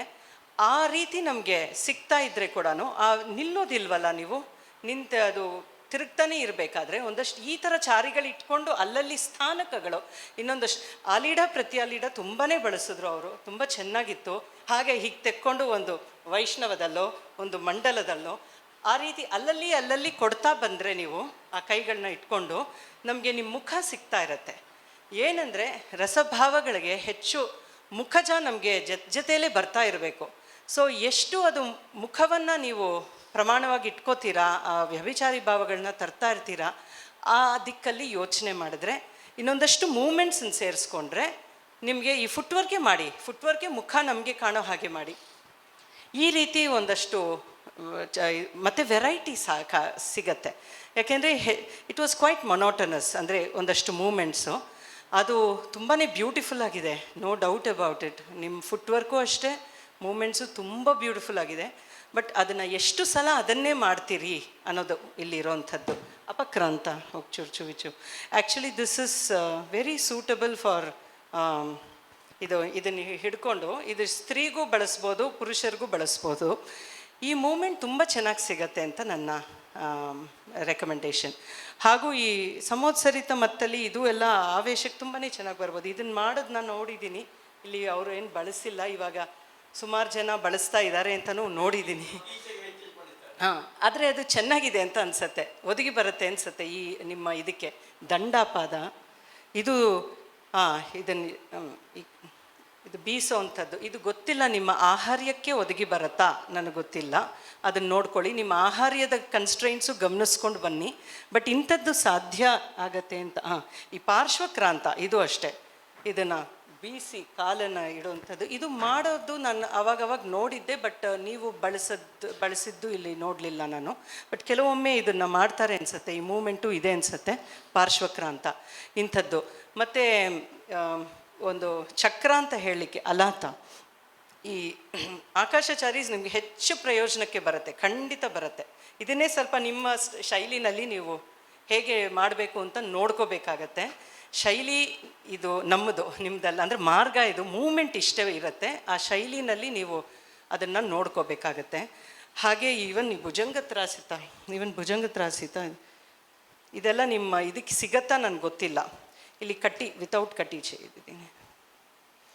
ಇದನ್ನೇ ಕಟ್ ಅಂತ ಮಾಡ್ಬೋದು. ನಾವು ಇದನ್ನು ತುಂಬ ಸ್ಮೂದಾಗಿ ತೊಗೊಳ್ತೀವಿ, ನೀವು ಅದನ್ನು ಇನ್ನೂ ಒಂದು ರೀತಿ ಉದ್ಧತವಾಗಿ ಇದನ್ನು ಕಲ್ಪಿಸ್ಕೋಬೇಕಾಗತ್ತೆ. ಈ ಮೂಮೆಂಟ್ ಡೋಲಾಪಾದ ಇದಂತೂ ತುಂಬಾ ಯೂಸ್ಫುಲ್ ಆಗಿರುತ್ತೆ ನಿಮಗೆ. ಅದನ್ನೇ ನಾವು ನೋಡಿ ಸ್ವಿಂಗ್ ಅಂತ ಇದನ್ನು ಮಾಡೋದು, ಅದನ್ನು ಕಟ್ ಮಾಡಿದ್ರೆ ನಿಮಗೆ ಇನ್ನೂ ನಿಮ್ಮ ಇದಕ್ಕೆ ತುಂಬಾ ಪ್ರಯೋಜನವಾಗಿ ಕಾಣಲಿಕ್ಕೆ ಅವಕಾಶ. ಹಾಗೆ ಇವು ಸುಭದ್ರೆಯ ಕ್ಯಾರೆಕ್ಟರ್ ಅಂತೂ ನೀವು ಇದನ್ನು ಮಾಡ್ತಾ ಅಧ್ಯಾರ್ಧಿಕ ಮಾಡ್ತಾ ಹೋಗೋವಂಥದ್ದು ಎಲ್ಲ ಬಳಸಬಹುದು. ಆ್ಯಂಡ್ ಸ್ಥಾನಕಗಳು ತುಂಬ, ಈಗ ಆಯತ, ಅಶ್ವಕ್ರಾಂತ ಇದೆಲ್ಲ ಇದೆ. ಸೊ ನೀವು ಸ್ಥಾನಕಗಳನ್ನ ಹೆಚ್ಚು ಯೂಸ್ ಮಾಡ್ಕೋಬೋದು. ಸ್ತ್ರೀ ಸ್ಥಾನಕ ಸುಮಾರು ಒದಗಿ ಬರುತ್ತೆ. ಮತ್ತು ನಾನು ಹೇಳಿದ್ನಲ್ಲ, ಇದು ಸ್ವಲ್ಪ ಈ ಚಲನೆಯೂ ಮಾಡಿಕೊಂಡ್ರೆ ಚೆನ್ನಾಗಿದ್ದಿರೋದು ಅಂತ ಅನಿಸ್ತು. ಅವರು ಅದು ಏನಕ್ಕೆ ಇಟ್ಕೊಂಡಿದ್ರೋ ಗೊತ್ತಿಲ್ಲ, ನೀವು ಸೆಂಟ್ರಲ್ ಇದ್ದರೆ ಅವರು ಪ್ರದಕ್ಷಿಣೆ ಮಾಡಬೇಕು ಅನ್ನೋ ಒಂದು ಪರಿಕಲ್ಪನೆ ಇತ್ತು ಅಂತ ಅನಿಸ್ತಾ ಇತ್ತು. ಅಲ್ಲಿನೂ ಅವಕಾಶ ಕೊಟ್ಕೊಂಡು ಬೇರೆ ಟೈಮಲ್ಲಿ ಸುಮಾರು ಇತ್ತಲ್ಲ ನಿಮ್ಮದು. ಸೊ ನಿಮ್ಮದು ಏನು ಅನಿಸ್ತು ಅಂದರೆ ಒಂದಷ್ಟು ವೆರೈಟೀಸ್ ಬೇಕಾಗತ್ತೆ ನಿಮಗೆ ಸಸ್ಟೆನೆನ್ಸ್ಗೆ, ಮೂಮೆಂಟ್ಸಲ್ಲಿ ಒಂದಷ್ಟು ವೆರೈಟೀಸು. ವಾಚಿಕ ಬಗ್ಗೆ ದಿವಾಕರ್ ಸರ್ ಹೇಳೋದೇ ಬೆಟರ್. ಒಂದು ಕಡೆ ನಾನು ಗಮನಿಸಿದೆ, ತಾಯಿ ನೀನು ಮಲಗಿದ್ದೆ, ಬಹುಶಃ ನೀನು ಮಲಗಿದ್ದೆ ನಾನು ಎದ್ದಿದ್ದೆ ಅಂತ ಹೇಳಿದ್ದೊಂದು ಮಾತು ಕೇಳಿದೆ. ಅದು ಬಹುಶಃ ಅದು ಗೊತ್ತಾಯಿತು. ಹಾಂ ಅದು ಅಂದರೆ ಅದು ಅಷ್ಟು ಅದು ವಾಸ್ತವನೇ ಸರಿ, ಅದು ನಿಜ ಅಂತ ಗೊತ್ತಿದ್ರೇನು ತಾಯಿಗೆ ಆ ಸಮಯದಲ್ಲಿ ಅದು ಹೇಳಿದ್ದಷ್ಟು ಒಂದು ಮಗ ತುಂಬ ಇದಾಗಿ ಇರಬೇಕಾದ್ರೆ ಅದು ಹೇಳಿದ್ದು ಎಷ್ಟು ಮಟ್ಟಿಗೆ ಸರಿ ಹೋಯಿತು ಅಂತ ನನಗೆ ಗೊತ್ತಾಗಲಿಲ್ಲ. ಅದು ಈ ರೀತಿ ಒಂದಷ್ಟು ವಾಚಿಕ ಕಡೆ ತುಂಬಾ ಚೆನ್ನಾಗಿತ್ತು. ನನಗೆ ವಾಚಿಕ ವಿಷಯದಲ್ಲಿ ನೀವು ಹೇಳೋದು ಬೆಟರ್. ನನಗೆ ತುಂಬಾ ಧ್ವನಿಗಳು ಕಾಣ್ತಾ ಇತ್ತು, ತುಂಬ ಚೆನ್ನಾಗೂ ಬಂತು. ನನಗೆ ಅನಿಸಿದ್ದು ಒಂದಷ್ಟು ಆಂಗಿಕಕ್ಕೆ ಒಂದು ಅವಕಾಶ ಖಂಡಿತ ಇದೆ, ನಿಮಗೆ ವೆರೈಟಿ ಸಿಗತ್ತೆ ಅಂತ ಹೇಳಿ. ಹಾಗೂ ಇದನ್ನು ಎಷ್ಟು ಬೆಳೆಸಬೇಕು ಅನ್ನೋದನ್ನು ನೀವೇ ನಿರ್ಣಯ ಮಾಡಬೇಕು. ಮುಖ್ಯವಾಗಿ ಸಮಸ್ಯೆ ಇರೋದು ಅಲ್ಲಿ ಹೆಚ್ಚು ಅಂತ ನನಗೆ ಅನಿಸುತ್ತೆ. ಆದರೆ ತುಂಬ ತುಂಬ ಬ್ಯೂಟಿಫುಲ್ ಪ್ರೆಸೆಂಟೇಷನ್. ಆ್ಯಕ್ಚುಲಿ ಇದರಲ್ಲಿ ಸಾತ್ವಿಕ ಅಭಿನಯ ಇಲ್ಲ ಅಂದರೆ ಖಂಡಿತ ತಪ್ಪು. ಸಾಕಷ್ಟು ಸಾತ್ವಿಕ ಅಭಿನಯ ತುಂಬಿಸಿ ಬಂದಿದೆ ಕೊಟ್ಟಿದ್ದಾರೆ ಅವರು. Wonderful presentation. ನೀವು 3 ಜನನೂ ಅಷ್ಟೇ ತುಂಬ ಚೆನ್ನಾಗಿ ಮಾಡಿದ್ರಿ. ಹಾಗೂ ಚಿನ್ಮಯ್ ಹಾಗೆ ಹಿಮ್ಮೇಳದಲ್ಲಿ ಇದ್ದಿದ್ದವರು ಎಲ್ಲರೂ ಸಿಕ್ಕಾಪಟ್ಟೆ ಚೆನ್ನಾಗಿತ್ತು. ಇದು ಖಂಡಿತ ಕ್ಲಾಸು, ಮಾಸ್ ಅಲ್ಲ ಅಷ್ಟೇ ನಾನು ಹೇಳ್ತೀನಿ. ಅದು ಆ ಕಡೆನೇ ಹೋಗ್ತಿದೆ, ಆಲ್ರೆಡಿ ಒಳ್ಳೆ ರೂಪವನ್ನು ತಾಳ್ತಿದೆ. ಇನ್ನೊಂದಷ್ಟು ವಾಕ್ಯಾರ್ಥಗಳಿಗೆ ಅವಕಾಶ ಇದೆ. ಏಕೆಂದರೆ ವಾಚಿಕದಲ್ಲಿ ನೀವು ಚೆನ್ನಾಗಿ ಬೆಳೆಸ್ತಿದ್ದೀರಿ ವಾಕ್ಯಾರ್ಥಗಳನ್ನ. ಅದೇ ಥರ ಒಂದಷ್ಟು ಮುಖಜನಲ್ಲಿ ಬಿಕಾಸ್ ಆಂಗಿಕ ಇಷ್ಟು ಬೇಕೇ ಇಲ್ಲ ನಿಮಗೆ. ವಾಚಿಕ ಇರೋದ್ರಿಂದ ನಾವು ಹೆಚ್ಚು ಅಭಿನಯ ಹಸ್ತಗಳಲ್ಲೇ ಹೇಳೋಕ್ಕೆ ಪ್ರಯತ್ನ ಪಡ್ತೀವಿ. ಬಟ್ ನಿಮಗೆ ವಾಚಿಕವೇ ಇರೋದ್ರಿಂದ ಅಲ್ಲಿ ಆಂಗಿಕದ ವಾಕ್ಯಾರ್ಥಗಳು ಹೆಚ್ಚು ಬೇಕಿಲ್ಲ. ಆದರೆ ಮುಖಜ ಬೇಕು, ಇನ್ನು ಹೆಚ್ಚು ಮುಖಜ ಬೇಕು ಅಂತ ಅನಿಸುತ್ತೆ ನನಗೆ. ಆವಾಗ ಅಲ್ಲಿ ವ್ಯಭಿಚಾರಿ ಭಾವಗಳನ್ನ ಚೆನ್ನಾಗಿ ಇಡ್ಬೋದು ಅಂತ ಒಂದು ಸಲಹೆ. ಕೆಲವು ವೇಷಾವೇಷದ ಸ್ವರೂಪಕ್ಕೆ ಅದೇ. ಸ್ವಲ್ಪ ತೊಡಕು ಇದೆ. ಬಾಕಿ ಈಗ ಬಣ್ಣದ ವೇಷ ಅಂತ ನಾವೇನು ಹೇಳ್ತೇವೆ, ಮತ್ತೆ ನಾವು ಈ ರಾಜವೇಷದಲ್ಲೂ ನಾವು ಇಟ್ಟುಕೊಳ್ಳುವ ಈಗ ಆಹಾರ ನೋಡಿದರೆ ನಿಮ್ಗೆ ಗೊತ್ತಾಗುತ್ತೆ. ಮೀಸೆಗಳೆಲ್ಲ ಅದರ ವಿಧಾನ, ಅದನ್ನು ಕಟ್ಟುವುದು, ಅದರ ಬಿಗಿತನ ಇದೆಲ್ಲ ಗಮನಿಸುವಾಗ ಅದು ಇಟ್ಟುಕೊಂಡು ಮುಖಜವಾದ ಭಾವಗಳನ್ನು ಯಾವ ಪ್ರಮಾಣದಲ್ಲಿ ನಾವು ಒಡ್ಡಿಕೊಳ್ಬಹುದು ಅಂತ ಒಂದು ನಾವು ವಿವೇಚಿಸುವುದಕ್ಕೆ ಅವಕಾಶ ಉಂಟು, ಆಸ್ಪದ ಉಂಟು. ವೀರರಸದ ಪದ್ಯದ ಕಂಪೋಸಿಷನ್ ಹೇಗುಂಟು ಅಂದರೆ ಅದನ್ನು ನಮ್ಗೆ ತುಂಬ ಇಲಾಸ್ಟಿಕ್ ಆಗಿ ಅಥವಾ ಚೇಂಜ್ ಮಾಡೋಕ್ಕೆ ಅವಕಾಶ ಇಲ್ಲ. ಅದರ ಸ್ಟ್ರಕ್ಚರೇ ಹಾಗಿದೆ, ಆಲ್ರೆಡಿ ಫಿಕ್ಸ್ ಆಗಿ. ಅದರಲ್ಲಿ ಇದ್ದ ಗ್ಯಾಪನ್ನು ನಾವು ಹುಡುಕಿ ಏನಾದರೂ ಮಾಡಬೇಕು. ಬಿಟ್ಟರೆ ಉಳಿದ ನಿಧಾನ ಪದ್ಯಗಳು, ನಾವು ಕರುಣರಸದ ಪದ್ಯಗಳು ಏನು ಹೇಳಿದರು ಅದರಷ್ಟು ಇಲಾಸ್ಟಿಸಿಟಿ ಅದಕ್ಕಿಲ್ಲ ವೀರರಸದ ಪದ್ಯಗಳಿಗೆ. ಮಧ್ಯದಲ್ಲಿ ಲೇಜರ್ ಟೈಮ್ ಇಲ್ಲ, ಅದರ ಎಕ್ಸ್ಪಾನ್ಷನ್, ಅದನ್ನು ಸಂಕೋಚ ಮಾಡಲಿಕ್ಕೆ ನಮಗೆ ಅವಕಾಶ ಕಡಿಮೆ. ಅದು ಆ್ಯಸ್ ಇಟ್ ಈಸ್ ಇರಬೇಕು. ಅದರ ಮಧ್ಯದಲ್ಲಿದ್ದ ಗ್ಯಾಪಲ್ಲಿ ಎಷ್ಟು ಸಾಧ್ಯವೋ ಅಷ್ಟನ್ನು ಯಕ್ಷಗಾನದವರು ಪ್ರಯತ್ನ ಮಾಡ್ಬೋದು. ಮೇಲ್ನೋಟಕ್ಕೆ ಹೇಳುವಂಥದ್ದು, ಬಟ್ ಆ್ಯಕ್ಚುಲಿ ಗೆಲುವು ಸೋಲು ಎಲ್ಲಿದೆ ಅಂದರೆ ಪಾತ್ರದ ಪ್ರವೇಶದಲ್ಲಿ. ಅವ್ರು ತುಂಬ ಚೆನ್ನಾಗಿ ಮಾಡಿದ್ದಾರೆ. ಇನ್ನೊಂದಷ್ಟು ನಿಮ್ಮ ಈ ಫೀಡ್ಬ್ಯಾಕ್ ನಮಗೆ ಹೇಗೆ ಉಪಕಾರ ಮಾಡ್ತದೆ ಅಂದರೆ, ಸಾತ್ವಿಕ ಅಭಿನಯ ಅಂದರೆ ನಮಗೊಂದು ಏಲಿಯನ್ ಅಂತ ಎಂಬ ಭಾವ ಇದ್ದರೆ ಇಲ್ಲ, ನಮ್ಮೊಳಗೆ ಉಂಟು ಅಂತ ಕಾನ್ಫಿಡೆನ್ಸ್ ಬೂಸ್ಟರ್ ಆಗಿ ನಿಮಗೆ ಹೇಳಿದ್ದು ಉಂಟು. ಯಾಕಂದ್ರೆ ನಮಗದು ಪರಕೀಯವಾದ್ದಲ್ಲ, ನಮಗದು ಸ್ವಕೀಯವಾದ್ದೆ, ನಮ್ಮಲ್ಲಿದ್ದದ್ದು. ನಾವು ಅದನ್ನು ಐಡೆಂಟಿಫೈ ಮಾಡಿ ಇಂಪ್ರೂವೈಸ್ ಮಾಡಲಿಕ್ಕೆ ಪ್ರಯತ್ನ ಪಡಬೇಕಾದ್ದು ಎಂಬ ಅಂಶ ಕಲಾವಿದರು. ಖಂಡಿತ ಎಷ್ಟು ಸಾತ್ವಿಕ ಭಾವಗಳು ಅವರು ಮುಖದಲ್ಲಂತೂ. ಇದು ಅದರ ಕಂಪನ, ಆ ದುಃಖಕ್ಕೆ ಇವರು ಸುಭದ್ರೆ ಪಾತ್ರೆ ಮಾಡಿದ್ದು ತುಂಬ ಚೆನ್ನಾಗಿತ್ತು.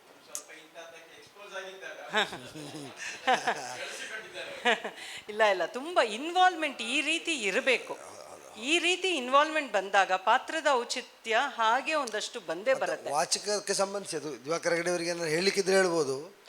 ಅವರಿಗೆ ತುಂಬ ಪ್ರಿಪರೇಷನ್ಗೆ ಅವಕಾಶ ಕೊಡಲಿಲ್ಲ.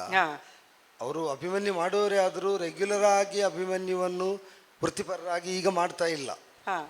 ಅವರು ಅಂದರೆ ಅದನ್ನೇ ಮಾಡುವ ಕೆಟಗರಿ ವೇಷಧಾರಿಗಳಿದ್ದಾರೆ, ಅವರದಲ್ಲ ಈಗ ಸದ್ಯ.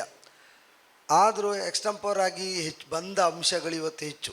ಹೌದು, ನೀವು ಹೇಳಿದ ಧ್ವನಿಗಳಾಗಲಿ, ಮಾತುಗಳಾಗಲಿ, ಟಾಸಿಂಗ್ ಆಗಲಿ, ಇವತ್ತು ಅಲ್ಲೇ ಅವರು ಒಂದೇ ಮೇಳದಲ್ಲಿ ಇರುವುದು ಅಲ್ಲ ಅವರು. ಅದು ಇವತ್ತು ಇಲ್ಲಿ ಕಂಬೈನ್ ಆಗಿ ಅವರ ಕೋಆರ್ಡಿನೇಷನ್ ಅದು ವರ್ಕೌಟ್ ಆಗಿದೆ. ಇದು ಪರ್ಫಾರ್ಮಿಂಗ್ ಆರ್ಟ್ ಅಲ್ವಾ, ಇದು ಹಾಗೇನೆ ಆ ಕ್ಷಣಕ್ಕೆ ಅವತ್ತು ಏನಾಗತ್ತೆ. ಸುಭದ್ರೆ ಹಾಕಿದವರು ಭರತನಾಟ್ಯದಲ್ಲಿ ವಿದ್ವಾನ್.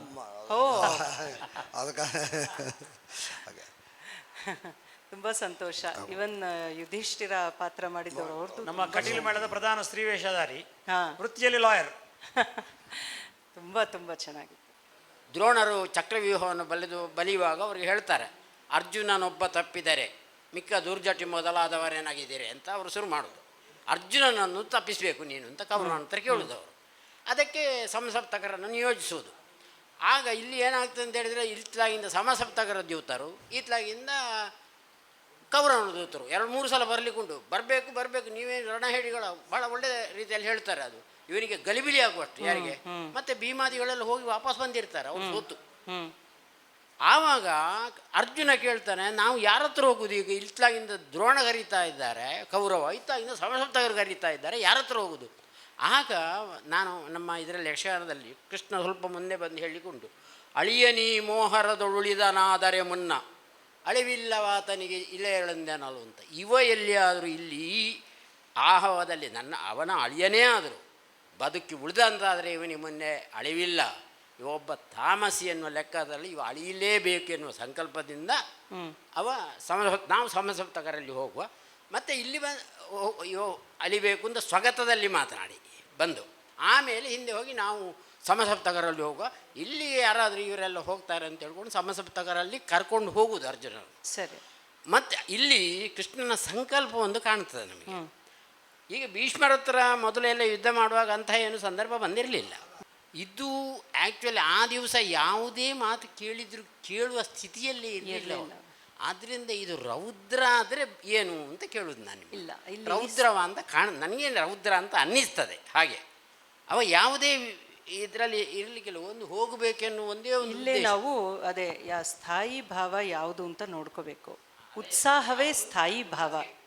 ಏನೇ ಇರಲಿ ಅವನಿಗೆ ರೌದ್ರಕ್ಕೆ ಕ್ರೋಧಕ್ಕೆ ಇಲ್ಲಿ ಅವಕಾಶ ಇಲ್ಲ, ಸ್ಥಾಯಿ ಕ್ರೋಧಕ್ಕೆ ಅವಕಾಶ ಇಲ್ಲ ಅವನಿಗೆ.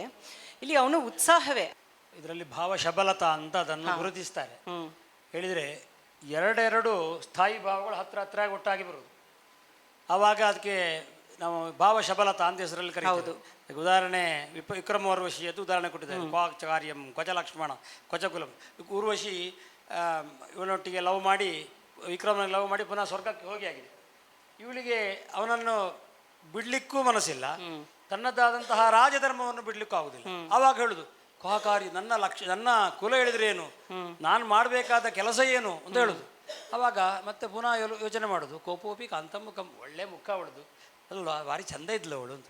ಪುನಃ ದೋಷಾಣಾಂ ಪ್ರಶಮಾಯ ಮೇ ಶ್ರುತಮಹೋ, ನನಗೆ ದೋಷಗಳನ್ನೆಲ್ಲ ಹೋಗಿಸ್ಲಿಕ್ಕೆ ನನ್ನನ್ನು ಎಲ್ಲ ರಾಜನಾಗಿ ಮಾಡಿದ್ದು, ನಾನು ಹೀಗೆ ಮಾಡೋದಾ ಅಂತ.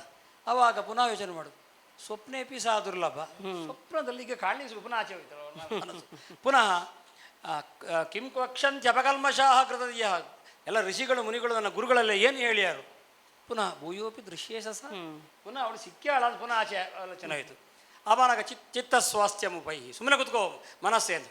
ಕಕ್ಕಲು ಯುವ ಧನ್ಯೋದರಂ ಪಾಸ್ಯತಿ, ಯಾರಪ್ಪ ಅವಳ ಧನ್ಯವಾದಂತಹ ಅಧರವನ್ನು ಕುಡಿಯುವರಿದ್ದಾನೆ. ಇಲ್ಲಿ ನಮ್ಮ ಅಭಿಮನ್ಯುವಲ್ಲಿ ನನಗೆ ಸ್ವಲ್ಪ ಆ ಭಾವವು ಕಾಣ್ತದೆ. ಯಾಕೆಳಿದರೆ ಎಲ್ಲ ರೀತಿಯ ಯುದ್ಧವೂ ಕುರುಕ್ಷೇತ್ರದ ಯುದ್ಧ ಅಲ್ಲ. ಹೌದು, ಇವನು ರಾಮರಾವಣರ ಯುದ್ಧ ಅಲ್ಲ, ರಾಮರಾವಣರ ಯುದ್ಧ ಅಲ್ಲ. ಇದು ರಾಮ ಎನ್ನುವುದು ಸಮಚಿತ್ತದವ. ಅವ ಯಾವತ್ತು ಉದಾತ್ತ ಪುರುಷ, ಆದ್ದರಿಂದ ಹಾಗೇ ಇದ್ದ, ಧರ್ಮರಾಯ ಇದ್ದಾನೆ ಹಾಗೆ ಅಂತೇಳಿ ಭೀಮನಿಗೆ ಯಾವತ್ತೂ ಕೋಪ ಬಿದ್ದದ್ದು ಅವನಲ್ಲಿ ಕ್ರೋಧವೇ.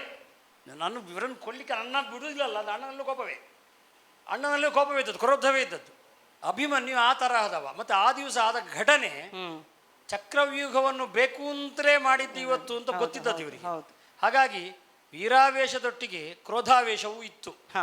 ಒಂದು ಭಾವ ಶಾಬಲ್ಯ ಖಂಡಿರಬಹುದು, ಸೇರಿಸಿ ಇಲ್ಲಿ ಆಗಬಹುದು ನನ್ನದೊಂದು ಅಭಿಮಾನ. ಹೌದು, ಮೇಯ್ನ್ ಆಗಿ ಸಾತ್ವಿಕ ಅಭಿನಯಕ್ಕೆ ಪ್ರಮಾಣ ಅದೇನೆ, ಇನ್ವಾಲ್ವ್ಮೆಂಟ್. ಮಿಕ್ಕಿದ್ದೆಲ್ಲ ಹೇಗೆ ಸರಿ ಮಾಡ್ಕೊಳ್ಳೋದು, ಒಂದಷ್ಟು ಲೋಪಗಳು ದೋಷಗಳು ಅಂತ ಹೇಳೋಕ್ಕಿಂತ ಲೋಪಗಳೇ ಆಗತ್ತೆ. ಇದು ಇನ್ವಾಲ್ವ್ಮೆಂಟ್ ನಿಜವಾಗಿ ಸರಿಯಾದ ರೀತಿಯಲ್ಲಿದ್ದರೆ ಪಾತ್ರದ ಔಚಿತ್ಯ ಬಂದಿರುತ್ತೆ. ಒಂದಷ್ಟು ಲೋಪಗಳಿರಬಹುದು, ಅದನ್ನು ಸರಿ ಮಾಡ್ಕೋಬಹುದು. ಬಟ್ ಇನ್ವಾಲ್ವ್ಮೆಂಟೇ ಇಲ್ಲ ಅಂದರೆ ಎಲ್ಲವೂ ತಪ್ಪೆ, ಅಲ್ಲೇ ಪ್ರಾಬ್ಲಮ್ ಬರೋದು. ಇವತ್ತು ಅದು ಕಾಣಲೇ ಇಲ್ಲ. ಇಂಥ ಕಲಾವಿದರೇ ಕ್ಷೇತ್ರದಲ್ಲಿದ್ದಾರೆ ಅಂದರೆ ಅಲ್ಲಿ ಹೆಚ್ಚು ಪ್ರಾಬ್ಲಮೇ ಇಲ್ಲ. ನಾನು ಹೇಳೋವಂಥದ್ದು ಬೇರೆ, ನೀವು ಬೇರೆದು ಸರಿ ಮಾಡ್ಕೊಳ್ಳೋಕ್ಕೆ ಒಂದಷ್ಟು ಆಂಗಿಕ ಏನು ಮಾಡ್ಕೋಬಹುದು, ವಾಚಿಕ ಇನ್ನೊಂದಷ್ಟು ಹೆಂಗೆ ಸರಿ ಮಾಡ್ಕೋಬಹುದು, ಇನ್ನೊಂದಷ್ಟು ಅಧ್ಯಯನ ಮಾಡಿ ಅದು ಇನ್ನೂ ಧ್ವನಿಪೂರ್ವಕವಾಗಿ ಇವಾಗ ಹೇಳಿದ್ರಲ್ಲ, ಆ ಧ್ವನಿ ಅಂಶಗಳು ಇವರು ದಿವಾಕರ್ ಅವರು ಬೆಳಗ್ಗೆ ಹೇಳ್ತಿದ್ರಲ್ಲ, ಆ ಧ್ವನಿ ಅಂಶಗಳು ಬರ್ತಾ ಬರ್ತಾ ಬರ್ತಾ ನಮಗೆ ಆಸ್ವಾದನೆಗೆ ಹೆಚ್ಚು ಅವಕಾಶ ಇರುತ್ತೆ. ಅದು ಆಂಗಿಕದಲ್ಲೂ ಬರಬೇಕು, ವಾಚಿಕದಲ್ಲೂ ಬರಬೇಕು, ಇದು ಸಂಗೀತದಲ್ಲೂ ಬರಬೇಕು. ಅವರು ಅಷ್ಟೇ ಹಾಡುಗಾರಿಕೆಯಲ್ಲಿ ತುಂಬ ಧ್ವನಿಗಳು ಎಷ್ಟು ಮಾಡ್ಯುಲೇಷನ್ಸ್ ಕೊಡ್ತಿದ್ರು ಅಂದರೆ, ಆ ಶಿವರಂಜನಿ ಬಂದಾಗ್ಲಂತೂ ಅದು ತುಂಬ ತುಂಬ ಚೆನ್ನಾಗಿತ್ತು. ಈ ರೀತಿ ಅದು ಬರ್ತಾ ಇದ್ದರೆ ಎಲ್ಲೂ ದೋಷವೇ ಇಲ್ಲ, ಲೋಪಗಳು ಅಲ್ಲಲ್ಲಿ ಬರ್ತಾನೆ ಇರುತ್ತೆ. ಅದನ್ನು ನಾವು ಸರಿ ಮಾಡ್ಕೋತಾನೆ ಇರಬೇಕು. ನಿಜವಾದ ದೋಷ ಯಾವುದಂದರೆ ಪಾತ್ರ ಪ್ರವೇಶವೇ ಮಾಡೋಕ್ಕಾಗಲ್ಲ ನೋಡಿ. ಅದೇ ಈ ಬೆಳಗ್ಗೆಲ್ಲ ಮಾತಾಡ್ತಿದ್ವಲ್ಲ, ಅಹಂಕಾರ, ನಮ್ಮ ಈ ಸ್ವಾಭಿಮಾನಗಳು, ನಮ್ಮ ಆಗ್ರಹಗಳು, ದಿಸ್ ಇಸ್ ದ ಪ್ರಾಬ್ಲಮ್. ಇದು ಮೇಯ್ನ್ ಪ್ರಾಬ್ಲಮ್. ಈ ರೀತಿ ಇನ್ವಾಲ್ವ್ಮೆಂಟ್ ಬಂದರೆ ಪ್ರಾಬ್ಲಮ್ ಇಲ್ಲ. ತುಂಬ ಚೆನ್ನಾಗಿ ಮಾಡಿದ್ದಾರೆ. ಈ ಥರ ಇದ್ದರೆ ಒಳ್ಳೆ ಭವಿಷ್ಯ ಇದೆ. ಭವಿಷ್ಯ ಏನು, ವರ್ತಮಾನವೇ ಚೆನ್ನಾಗಿದೆ. ಅದನ್ನೇ ನಾನು ಹೇಳೋಕ್ಕೆ ಇಷ್ಟಪಡ್ತೀನಿ. ಈಗ ಧರ್ಮರಾಯನ ಪಾತ್ರ ಅದೇ ಪೀಠಿಕೆ ಆಗಿಬಿಟ್ರೆ ಮೊದಲು ವಿವರಗಳನ್ನು ಕೊಡೋದು ಅನಿವಾರ್ಯ. ಏನಾಯಿತು, ಎಲ್ಲಿವರೆಗೆ ಬಂತು ಅಂತ ಹೇಳಬೇಕು. ಅದಿಲ್ಲವಾದರೆ ಪದ್ಯದ ತಕ್ಷಣ ಚಕ್ರವ್ಯೂಹವನ್ನು ಬಲಿದರಲ್ಲ ಅಂತಲ್ಲಿಂದಲೇ ಪ್ರಾರಂಭ ಮಾಡಿ ಬಿಡಬಹುದು. ಮತ್ತೆ ಯಾರ್ಯಾರಿಗೆ ಬರ್ತದೆ, ಅವ್ರು ಯಾರು ಇಲ್ಲಿ ಇಲ್ಲ, ಇನ್ನೊಬ್ಬ ಇದ್ದಾನೆ ಅಂದ್ರೆ ಕಳಿಸೋದು ಹೇಗೆ ಎನ್ನುವ ಚಿಂತೆ ಮುಖದಲ್ಲಿ ಬಂದು ಕುಳಿತಲ್ಲಿಗೆ ಅಭಿಮನ್ಯು ಪ್ರವೇಶ ಮಾಡಿದ್ರೆ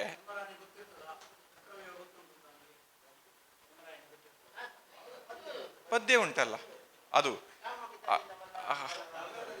ಅದು ಅಂದ್ರೆ ಆ ಕುತೂಹಲ ಒಂದು ಉಳ್ಕೊಳ್ತದೆ.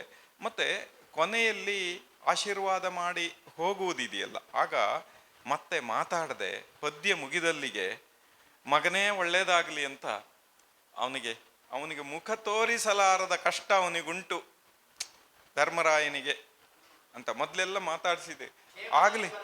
ಆಗ್ಲಿ ಮಗನೇ ಒಳ್ಳೇದಾಗ್ಲಿ ಅಂತ ಅಲ್ಲ ಒಂದು ಸ್ವಲ್ಪ ಹಿಂಗಂದ್ರೆ ಶಿವರಿಂಗ್ ತೋರಿಸಿ ಅವ ಹೋಗ್ಬಿಟ್ರೆ ಅಲ್ಲಿ ಇವನಿಗೆ ಉತ್ಸಾಹ. ಚಕ್ರವ್ಯೂಹ ಅನ್ನೋದನ್ನು ಹೀಗೊಮ್ಮೆ ತೋರಿಸಿದ್ರಲ್ಲ, ಚಕ್ರವ್ಯೂಹ ಅಲ್ಲಿ ಆಗಿದೆ ಅನ್ನೋದನ್ನು ಅಂದ್ರೆ ಒಂದು ಸ್ವಲ್ಪ ವಿರಾಮ ಸಿಗ್ತದಲ್ಲ, ಅಲ್ಲಿ ನಡೀತಾ ಇದೆ. ಒಂದು ಆವೃತ್ತ ವಿರಾಮ ಸಿಗ್ತದೆ, ಇನ್ನೊಂದು ಸುತ್ತ ಓಡಾಡಿ ಅಂದ್ರೆ ಅದರೊಳಗೆ ನುಗ್ಗಬೇಕಾಗಿದೆ ಅನ್ನೋ ರೀತಿಯ ಚಿತ್ರಣವನ್ನು ಈ ಥರದ್ದು ಒಂದೆರಡನ್ನ ಉಳಿಸಿಕೊಳ್ಳಬಹುದು.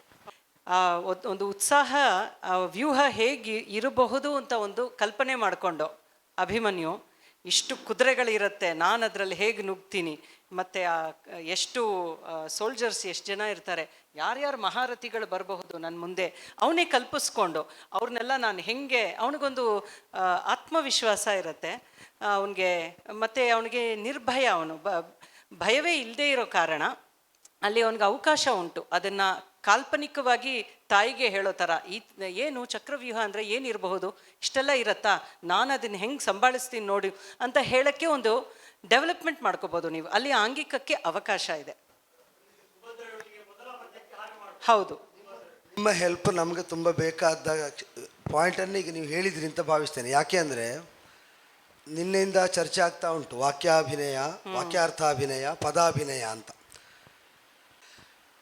ರೆಸ್ಪಾನ್ಸ್ ಹೇಗಿರಬೇಕೆಂಬುದು ಕೂಡ ಆ ದಿಶೆಯಲ್ಲಿ ಕಲಾವಿದರು ಹೆಚ್ಚೆಚ್ಚು ಯೋಚಿಸುವ ಹಾಗೆ ನಾವು ಟ್ರೈನ್ ಮಾಡಬೇಕು. ಈಗ ಅಭಿಮನ್ಯು ಏನು ಮಾಡಬೇಕು ಅಂತಾದರೂ ಯೋಚಿಸು. ಅಭಿಮನ್ಯು ಮಾಡುವಾಗ ಸುಭದ್ರೆಯ ರಿಯಾಕ್ಷನ್ಸ್, ಹೌದು, ನೀವು ಹೇಳಿದಾಗ ಪ್ರಧಾನ ಪರ್ಫಾರ್ಮರಿಗೆ ಬಾಧೆಯಾಗದ ಹಾಗೆ ಅದಕ್ಕೆ ಪೂರಕವಾಗಿ ಒದಗುವಂತೆ ಹೇಗೆಲ್ಲ ಮಾಡಬಹುದು ಎಂಬಲ್ಲಿ ಸ್ವಲ್ಪ ಕಲಾವಿದರು ಹೆಚ್ಚು ಯೋಚಿಸಲಿಕ್ಕೆ ಸ್ಕೋಪ್ ಉಂಟು.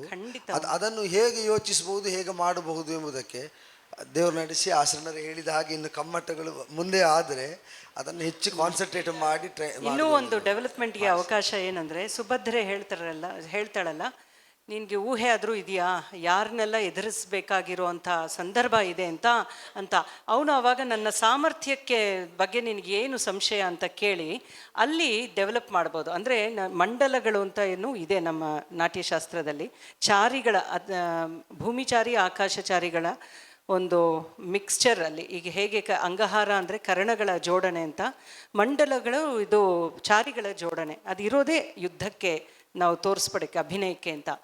ಅದರಲ್ಲಿ ನೀವು ಅಂದರೆ ನಾನು ಕತ್ತಿ ವರ್ಸೆನ ಕಲ್ತಿರೋ ರೀತಿ ಹೇಗೇನೋ ಒಂದು ಪ್ರದರ್ಶನ ಮಾಡಿ ನಾವು ನಿಮ್ಮ ತಾಯಿ ಮುಂದೆ ನೋಡಿ ನಾನು ಹೆಂಗೆಲ್ಲ ಕಲ್ತಿದ್ದೀನಿ, ನಿನಗೆ ಯಾಕೆ ಭಯ, ನಿನ್ಗೆ ಯಾಕೆ ನನ್ನ ಮೇಲೆ ವಿಶ್ವಾಸ ಇಲ್ಲ, ನಾನು ಗೆದ್ದು ಬರ್ತೀನಿ ಅಂತ ನಿನ್ಗೆ ಯಾಕೆ ಅನಿಸ್ತಾ ಇಲ್ಲ ಅಂತ ಕೇಳೋಕ್ಕೆ ಒಂದು ಚಿಕ್ಕ ಪ್ರದರ್ಶನ ಥರ ಅಲ್ಲೇ ಮಾಡಿ ತೋರಿಸೋವಂಥದ್ದು.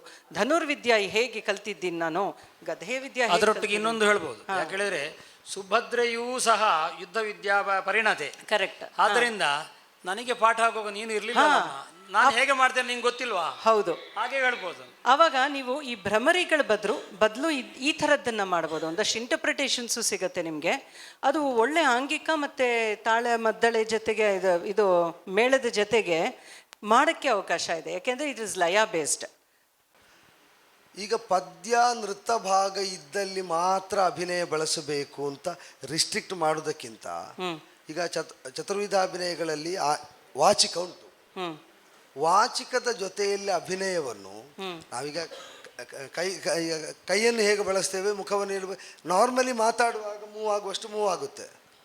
ಸ್ವಲ್ಪ ಎಕ್ಸಾಜರೇಟೆಡ್ ಆಗಿ ಆ ಅಭಿನಯವನ್ನು ಮಾತಿಗೆ ಜೋಡಿಸುವುದನ್ನು ಯಕ್ಷಗಾನದಲ್ಲಿ ಹೆಚ್ಚು ಯೋಚಿಸಬಹುದು ಅಂತ ಕಾಣ್ತದೆ. ಆ ವಾಚಿಕಾಂಗ ಪ್ರಬಲವಾಗಿದ್ದರಿಂದ ಮಾತಾಡಬೇಕಾದ್ರೆ ಅದು ಅಭಿಮನ್ಯುನಲ್ಲಿ ಒಂದಷ್ಟು ಬರ್ತಾ ಇತ್ತು, ಅವಕಾಶ ಇತ್ತು.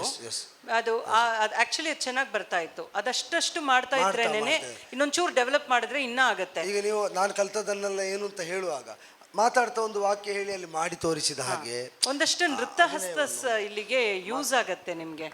ಒಂದು ಮಾತಿನ ಜೊತೆಯಲ್ಲಿ ಅಭಿನಯ ಹೆಚ್ಚು ಮಾಡ್ತಾ ಹಿಂದಿನವರು ಮಾಡ್ತಿದ್ರು, ಈಗ ಅದು ಲುಪ್ತ ಆಗ್ತಾ ಬಂದಿದೆ ಅಂತ. ಮತ್ತೊಂದು ಮೇಡಮ್, ನೀವು ಹೇಳಿದ್ರಲ್ಲ ಅದು ಕುದುರೆ ಉಂಟು ಹೀಗೆಲ್ಲ ಮಾಡ್ಬೋದು ಅಂತ, ಅದು ಬಹಳ ಒಳ್ಳೆಯದು. ಯಾಕಂದ್ರೆ ಅಭಿಮನ್ಯು ಚಕ್ರವ್ಯೂಹ ಪ್ರವೇಶ ಮಾಡುವಾಗ ನಾನು ಹೇಳಿದೆ ಅಲ್ಲ, ರಥದ ಮೇಲೆ ನಿಂತು ಮಾವಿನ ಸೊಪ್ಪು ಎರಡು ಕೈಯಲ್ಲಿ ಹಿಡ್ಕೊಂಡು ಪ್ರವೇಶ ಮಾಡೋದು ನಮ್ಮಲ್ಲಿ ಒಂದು ಅದ್ಭುತ. ಅದೊಂದು ಆ ಸಂದರ್ಭದಲ್ಲಿ ಅದನ್ನೆಲ್ಲ ಮಾಡಬಹುದಾ ಏನೋ ಅಂತ ಕಾಣ್ತದೆ ನನಗೆ, ಅಲ್ವಾ? ಅದು ಮೇಡಮ್ ನೋಡಿಯೇ ಮತ್ತೆ ನಮ್ಗೆ ಇನ್ನೊಮ್ಮೆ ಹೇಳಬೇಕಾಗ್ತದೆ ಅಷ್ಟೇ, ಹೇಗೆ ಮಾಡಬಹುದು ಅದು ಮಾತ್ರ ಅದ್ಭುತವಾಗಿ ಉಂಟು. ಹೀಗೆ ರಥದ ಮೇಲೆ ಹತ್ತಿ ಒಂದು ಮಾತ್ರ ಇವಾಗ ನೋಡಿದ ಮೇಲೆ ಹೇಳ್ತೀನಿ, ನಿಜವಾಗ್ಲೂ ಚಾರಿಗಳು ಮತ್ತು ನೃತ್ಯಹಸ್ತ ತುಂಬಾ ಯೂಸ್ ಆಗತ್ತೆ ನಿಮಗೆ. ಈಗ ನೃತ್ಯಹಸ್ತ ಒಂದೆರಡು ನಾನು ಗಮನಿಸ್ತಾ ಇದ್ದೆ. ಅಂದರೆ ನೀವು ಆವಾಗ ಏನಾದರೂ ಕೈಯಲ್ಲಿ ಏನಾದರೂ ಪ್ರಾಪ್ಸ್ ಇಟ್ಕೊಂಡಿದ್ರೆ ಕೆಳಗೆ ಇಡಬೇಕಾಗಿ ಬರುತ್ತೆ. ರೇಚಿತ ಮಾಡು ಇದು, ಅಂದರೆ ಇದು ನಿಮಗೆ ಭುಜಕೀರ್ತಿ ಇರತ್ತೆ ಅನ್ಸುತ್ತೆ. ಇಲ್ಲಿ ಎಷ್ಟು ಎತ್ತಕ್ಕಾಗತ್ತೆ ನೋಡ್ಕೋಬೇಕು. ಬಟ್ ಆ ಅಟ್ಟಹಾಸಕ್ಕೆ ಅವ್ರು ಕುಣಿತಾ ಇದ್ರಲ್ಲ, ಅದಕ್ಕೆ ಈ ರೇಚಿತ ಹಸ್ತ ನಮಗೆ ಅರ್ಧರೇಚಿತ ಕರ್ಣಾಚೇಕ್ನ ಅರ್ಧರೇಚಿತ ಅಂತ ಒಂದು ಕರ್ಣವೇ ಇದೆ. ಇದನ್ನು ಅದನ್ನೇ ಆರಭಟ್ಟವಾಗಿ ಮಾಡಿ ವೀರ ಆಕ್ರೋಶದಿಂದನೂ ಇದನ್ನು ಮಾಡಬಹುದು. ಇದು ಸುಂದರವಾಗಿ ಸ್ತ್ರೀ ವೇಷಕ್ಕೂ ಬಳಸಬಹುದು. ಇಂಥದ್ದು ದ್ವಿಭಂಗದಲ್ಲಿ ಅತಿಭಂಗ ಒಂದು ಜಾಸ್ತಿ ಬೆಂಡ್ 3 ಬೆಂಡ್ ಇದನ್ನು ಮಾಡಿ ಹೀಗೆ ಈ ಕಡೆ ಇತ್ಲ ಕಡೆ ಎಲ್ಲ ಈ ಥರದ್ದೊಂದಷ್ಟು 10ರಿಂದ 15 ಕರ್ಣಗಳು ಆರಾಮಾಗಿ ಸಿಗತ್ತೆ ನಿಮಗೆ, ಒಂದಷ್ಟು ವೆರೈಟಿ ಜೋಡಿಸೋಕ್ಕೆ. ಮತ್ತು ಉದ್ಘಟಿತ ಪಾದ ಅಂತಿದೆ, ಇದು ಈ ಉದ್ಘಟಿತ ಅಂತ ನಮ್ಮಲ್ಲಿ. ಈ ಮೆಟ್ಟು ಈ ಘಾತವನ್ನು ಇಟ್ಕೊಂಡು ಚಿನ್ನಕರಣ ಚಿನ್ನಂ ಕರಣ ಹಿಂಗೆ ಇದನ್ನು ಹಾಗೆ ಸುತ್ತಿ ತಿರುಗಿ ಬಂದು ಆ ವೈಷ್ಣವ ಸ್ಥಾನದಲ್ಲಿ ನಿಲ್ಲುವಂಥದ್ದು. ಇಂಥ ಕರಣಗಳೆಲ್ಲ ತುಂಬ ಉಪಯೋಗಕ್ಕೆ ಖಂಡಿತ ಬರುತ್ತೆ ಅಂತ ನನಗೆ ಅನಿಸ್ತಾ ಇತ್ತು. ಉನ್ಮತ್ತ ಕರಣ ಮೊನ್ನೆ ಕೂಡ ಡೆಮಾನ್ಸ್ಟ್ರೇಟ್ ಮಾಡಿದ್ವಿ ಇದನ್ನು. ಸೊ ನೀವು ಇದಕ್ಕೆ ಬದಲಾಗಿ ಅಂದರೆ ಆ ಮೊನೋಟನಿ ಏನು ಬರ್ತಿದೆ ತಿರುಗುವಂಥದ್ದು, ಅದಕ್ಕೆ ಜೊತೆಗೆ ಇನ್ನೊಂದಷ್ಟು ಸೇರಿಸ್ಕೊಂಡ್ರೆ ವೆರೈಟಿ ಆ್ಯಡ್ ಆಗುತ್ತೆ. ಮತ್ತು ನಮಗೆ ನಾನು ಹೇಳ್ದಂಗೆ ಮುಖ ಕಾಣ್ತಾ ಇರುತ್ತೆ. ಆ ವೀರ ಸ್ಥಾನದಲ್ಲಿ ನಿಂತ್ಕೊಂಡು ಹಾಗೆ ಮೆರಿತಾ ಇದ್ದರೆ ಇದು ಬಾಡಿ ಮೂಮೆಂಟ್ಸಲ್ಲಿ ನತಮ್ ಅಂತ ಇದೆಲ್ಲ ನಾವು ನೆನೆ ಅಂಗ ಸಾಧನೆ ಮಾಡಿದ್ವಲ್ಲ, ಸಿಂಪಲ್ ಇದರಲ್ಲೇ ತಂದು ಬಿಡ್ಬೋದು. ಒಂದಷ್ಟು ಅದು ಸರ್ ಹೇಳ್ತಾ ಇದ್ರಲ್ಲ, ಅದು ಸ್ಟಿಲ್ಗಳು ಬೇಕಾಗತ್ತೆ. ಆ ಭಾವನ ತಂದು ಅಲ್ಲಿ ಕೂರಿಸ್ಬೇಕಂದ್ರೆ ಒಂದಷ್ಟು ನಿಲ್ಲಬೇಕು. ಆವಾಗ ಬರೀ ಮೂಮೆಂಟೇ ಮಾಡ್ತಾ ಇದ್ದರೆ ರಸಧರ್ಮದ ಭಾವ ಬರುತ್ತೆ. ಆ ರಸಗಳ ಸೂಕ್ಷ್ಮವಾದ ಉನ್ನತಗಳು ಯಾವುದಿದೆ ಅದು ಸಿಗ್ತಾ ಇಲ್ಲ.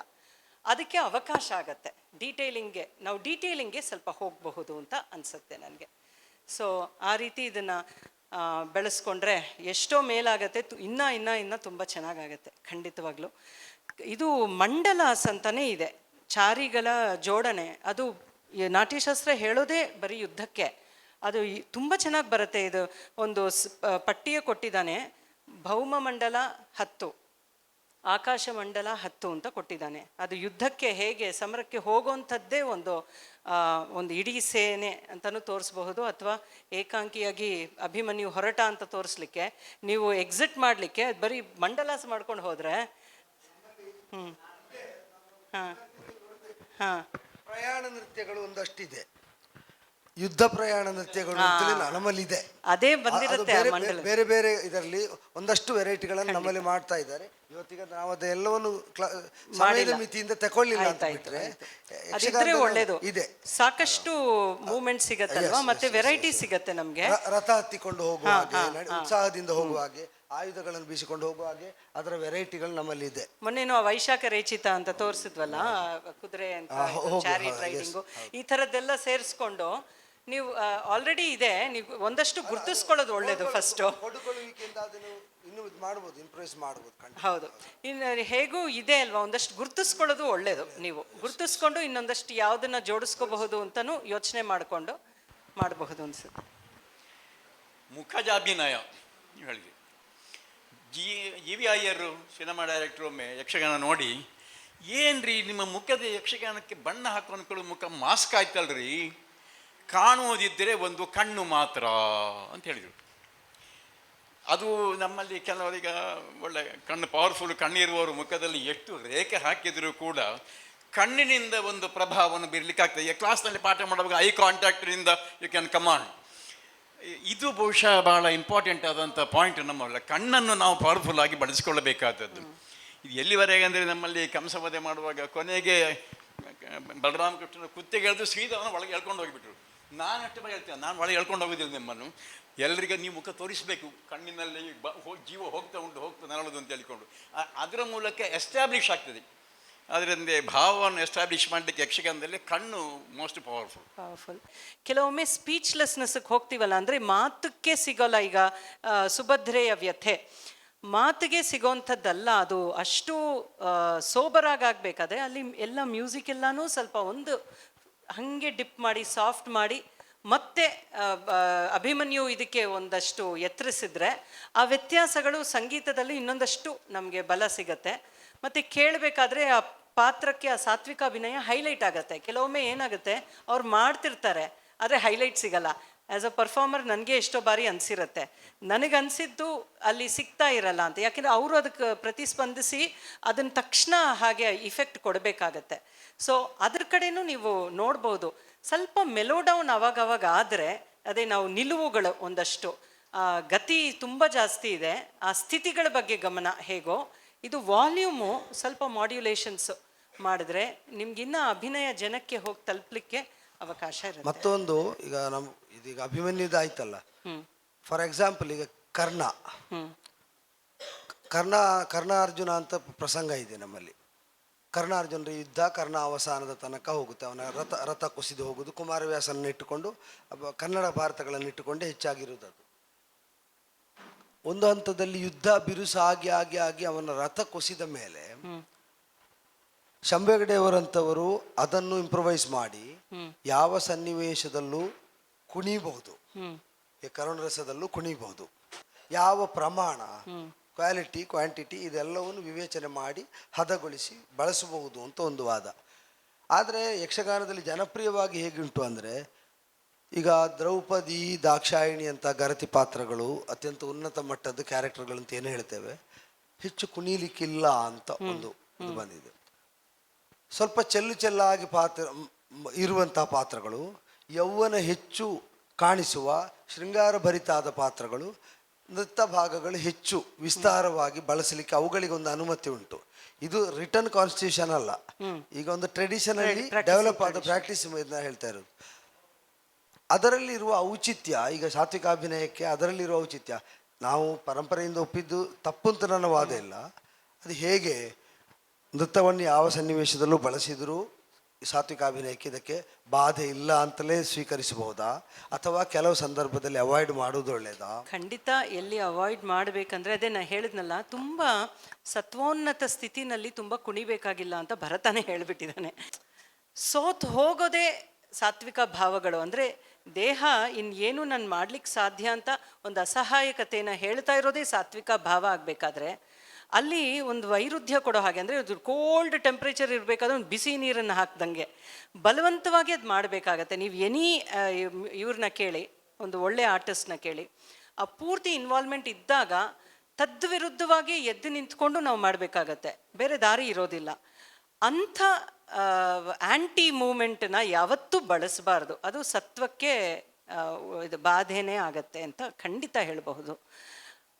ಮತ್ತು ಕುಣಿತದಲ್ಲೂ ಒಂದಷ್ಟು ವ್ಯತ್ಯಾಸಗಳು ಇಟ್ಕೋಬೇಕು. ಅದಕ್ಕೆ ರಾಜಸಿಕ್ಕು, ತಾಮಸಿಕ್ಕು, ಸಾತ್ವಿಕ ಅಂತ ಇಟ್ಕೋಬೋದು. ಕ್ಯಾರೆಕ್ಟರ್ ಅಗೇನ್ ಉತ್ತಮ, ಮಧ್ಯಮ, ಅಧಮ ಅಂತಲೂ ಕರಿಬೋದು, ರಾಜಸಿಕ, ತಾಮಸಿಕ, ಸಾತ್ವಿಕ ಅಂತಲೂ ಕರಿಬೋದು. ಸೊ ಒಂದು ಮುಗ್ಧೆ ಕುಣಿಯೋ ರೀತಿ ಬೇರೆ ಇರಬೇಕು, ಒಂದು ಪ್ರಗಲ್ಭೆ ಕುಣಿಯೋ ರೀತಿ ಬೇರೆ ಇರಬೇಕು. ನಮ್ಮ ಕುಣಿತ ಅಂದಿದ ತಕ್ಷಣ ನೃತ್ಯ ಕಾಮನ್ ಅಂತ ಅಂದ್ಕೊಂಡ್ಬಿಟ್ರೆ ಆವಾಗ ಪಾತ್ರಕ್ಕೆ ತೊಂದರೆ, ಅನೌಚಿತ್ಯ. ಆ ಕುಣಿತದ ಇರುವ ಅಂಶಗಳನ್ನು ಈಗ ನೀವು ಉಲ್ಲೇಖಿಸ್ತಾ ಇದ್ದೀರಿ. ನೃತ್ಯ ಅಂದ ಕ್ಷಣದಲ್ಲಿ ಪಾತ್ರದ ಸ್ಥಾಯಿ ಭಾವ, ಸ್ವಭಾವ ಇದೆಲ್ಲವನ್ನು ಮರೆತು ಆಗ ತಾಳ, ಅದರ ಗತಿಗಳು, ಅದರ ವಿಸ್ತಾರ, ವೈವಿಧ್ಯ ಇಷ್ಟು ಮಾತ್ರ ಕನ್ಸಿಡರೇಷನ್ಗೆ ಬರ್ತದೆ. ಉಳಿದದ್ದು ಸೈಡ್ ಲೈನ್ಗೆ ಹೋಗ್ತದೆ ಬಹುತೇಕವಾಗಿ. ಹೌದು, ಅದು in the name of technical ಪ್ರೌಢತೆ ಅಂತ ಅನ್ಕೊಂಡು ಅದು ಇಮ್ಮೆಚುರಿಟಿ ಆಗಿಬಿಟ್ಟಿದೆ. ಅದು ಇಟ್ ಈಸ್ ಆ್ಯಕ್ಚುಲಿ ಇಮ್ಮೆಚುರಿಟಿ. ಪಾತ್ರದ ಔಚಿತ್ಯವನ್ನು ಬಿಟ್ಟು ನಾವು ಕುಣಿಯೋಕೆ ಆಗೋದಿಲ್ಲ.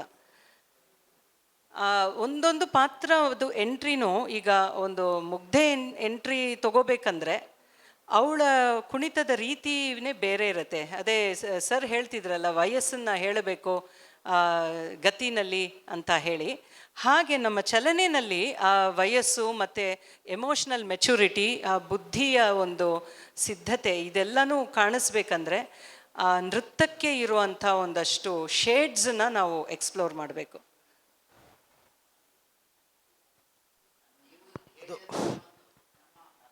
ಕೆಲವು ಕಡೆ ಅಂತ ಒಂದು ಸ್ವಲ್ಪ ಕಷ್ಟ ಆಗ್ತದೆ. ಈ ದಾಕ್ಷಾಯಿಣಿಯ ಸಂದರ್ಭದಲ್ಲಿ ಕೂಡಲೇ ಬರಬಾರ್ದು ಅಂತ ನೀವು ಹೇಳಿದ್ರಲ್ಲ, ದಾಕ್ಷಾಯಿಣಿಯ ಸಂದರ್ಭದಲ್ಲಿ ಏತಕ್ಕೆ ಬಂದೇನು ಅಂತ ಅವಳು ದುಃಖ ಮಾಡೋದು. ನೆಕ್ಸ್ಟ್ ಪದ್ಯವೇ ನಕ್ಕನ ಭಗ ಭೃಗುಮುನೀಶ್ವರ ಮಿಕ್ಕ ನನಗೆ ಗೊತ್ತಾಗ್ಲಿಲ್ಲ, ನಾನೇನು ಹೇಳಿದೆ? ಯಾವ ನೆನ್ನೆನಾ ಈಗ ಇವಾಗ ಹೇಳಿದ್ದು? ಕೂಡಲೇ ನಮಗೆ ನಿಮ್ಮ ಟೆಕ್ನಿಕಲ್ ಸರಿ ಕಾಂಟ್ರಾಸ್ಟ್. ಹೌದು ಹೌದು, ಒತ್ತಿಗೆ ತರೋದು ಬೇಡ ಅಂತೇಳಿ. ಇಲ್ಲ, ನಾನು ಕಾಂಟ್ರಾಸ್ಟ್ ಭಾವ ಅಂದರೆ ಅಲ್ಲಿ ಬೇಕಿದ್ರೆ ತರಬೇಕು, ಅದು ಬೇರೆ ವಿಷಯ.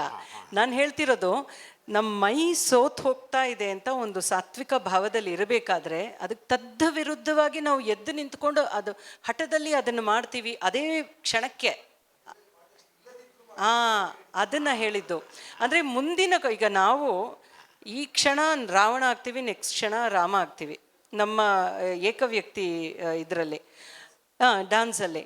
ಆವಾಗ ಇಲ್ಲಿ ಏನೋ ಮಾಡಿರ್ತೀವಿ, ತದ್ ವಿರುದ್ಧನೇ ಇಲ್ಲಿ ಮಾಡಬೇಕಾಗತ್ತೆ. ರಾಮ ರಾವಣ ಒಂದೇ ಅಲ್ಲ, ಭಿನ್ನವಾಗಿ ತೋರಿಸ್ಬೇಕು ಅಂತ.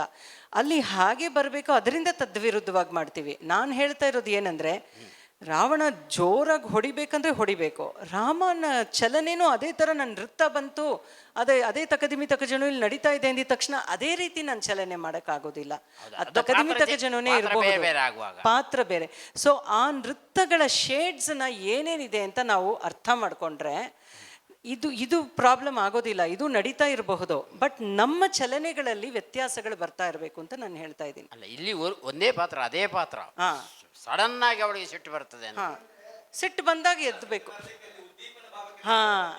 ಪದ್ಯ ಉಂಟು, ಇದು ವಿಕಲಮತಿ ಕೇಳರೋ ಅಂತ ಹೇಳ್ಕೊಂಡು ತಂದೆಗೆ ಇಲ್ಲಿ ನಾವು ಗಮನಿಸಬೇಕಾಗಿರೋದು ಅವ್ರು ಹೇಳ್ದಂಗೆ ಉದ್ದೀಪನ ವಿಭಾವಗಳು. ಈ ಕ್ಷಣ ನಾವು ಶಾಂತವಾಗಿದ್ದೀವಿ, ನೆಕ್ಸ್ಟ್ ಕ್ಷಣ ಕ್ರೋಧ ಬರ್ತಾ ಇದೆ ಅಂದ್ರೆ ಅದಕ್ಕೆ ಕಾರಣ ಇರಬೇಕು, ಬಲವಾದ ಕಾರಣ. ಅವರು ಹೇಳಿದ್ದನ್ನು ಸರಿಯಾಗಿ ಗ್ರಹಿಸಿದ್ದಾದ್ರೆ, ಕರ್ಣ ಕುಸಿದ ಹಾನಿದವರಲ್ಲಿ ಕರಿದು ಅಂತ ಕುಸಿದು ಬಿದ್ದೊಮ್ಮೆ ನೈರಾಶ್ಯ ಪ್ರಕಟ ಮಾಡುವಾಗ ಅನ್ಇಂಟೆನ್ಷನಲ್ ಆಗಿ ಎದ್ದು ನಿಂತು ಶತಪಥ ಹೋಗುದು, ಅದು ಅದಕ್ಕೆ ಬಾಧೆ ಕೊಡ್ತದೆ ಅಂತ ಅವ್ರೆ. ಖಂಡಿತ. ಅಂದ್ರೆ ಕುಸಿದ ಅಂತ ನೀವೊಮ್ಮೆ ಕುಸಿದು ತೋರಿಸಿದ ಮೇಲೆ ಅನಗತ್ಯಾಗಿ ಎದ್ದು ಚಲನೆ ಮಾಡಿದ್ರು ಅದಕ್ಕೆ ಬಾಧೆ ಕೊಡ್ತದೆ. ಪದ್ಯದಲ್ಲೇ ಆಗ ಭಾನುಸುತ್ತನ ಆ ಕ್ಷಣದ ರಥದಿಂದ ಇಳಿದು ಕಷ್ಟ ಅವನ ನೀತಿ ವಿಧಾನದಲ್ಲಿ ಕೇಳಿದ ಅಂತ ಇದ್ದಲ್ಲಿ ಅಲ್ಲಿ ನೀವು ಮಾಡ್ಲೇಬೇಕಾಗ್ತದೆ. ಇಷ್ಟೇ ಪ್ರಶ್ನೆ ಹಾಕೋಬಹುದು ನಾವು, ಅದು ಮಾಡಿದ್ಯಾತಕ್ಕೆ? ಅದಕ್ಕೊಂದು ಬಲವಾದ ಕಾರಣ ಇದೆ, ಅದು ರಸಪೋಷಕವಾಗಿದೆ ಅಂದ್ರೆ ಅರ್ಥ ಇದೆ. ಅದಕ್ಕೆ ಕಾರಣವೇ ಇಲ್ಲ, ಯಾಕೆಂದ್ರೆ ಇದು ಟ್ರೆಡಿಷನ್. ಅದು ರಸಪೋಷಕದ ಒಂದು ಕಾರಣ ಬಿಟ್ಟು ಇನ್ನೇನೇ ಕಾರಣ ಕೊಟ್ರೇನು ಅನೌಚಿತ್ಯವೇ ಅದು, ಅಷ್ಟೇ. ನಮ್ಮ ಯಕ್ಷಗಾನದಲ್ಲಿ ಪಾತ್ರ ಸ್ವಭಾವ ಮತ್ತು ಚಲನೆಗಳು, ಅದರ ಗಾಂಭೀರ್ಯ, ಲಘುತ್ವ ಇದು ಪುರುಷ ಪಾತ್ರಗಳಲ್ಲಿ ಹೆಚ್ಚು ವ್ಯಕ್ತವಾಗುಂಟು.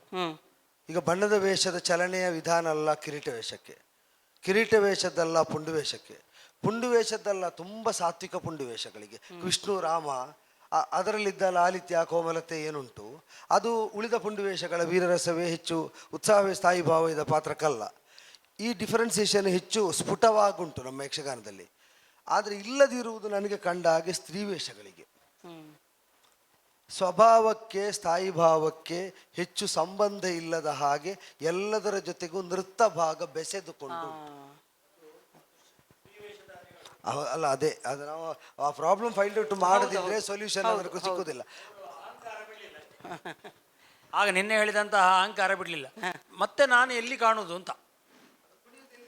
ಈಗ ಸೀತೆ ಹಾಕಿದವಳು ಯಾವ ಪಾತ್ರ ಕುಣಿಬಹುದೋ ಆ ಪಾತ್ರನ ಹಾಕಕ್ಕೆ. ಸೀತೆ ಹಾಕಿದವಳು ನಾನು ಸೀತೆಯನ್ನು ತಲೆಯಲ್ಲಿ ಇರುವುದಿಲ್ಲ, ನಾನು ಇಲ್ಲಿ ಕುಣಿದಿದ್ರೆ ನನ್ನ ಕುಣಿಕೆಯನ್ನು ತೋರಿಸುವುದಿಲ್ಲ ಅಂತ.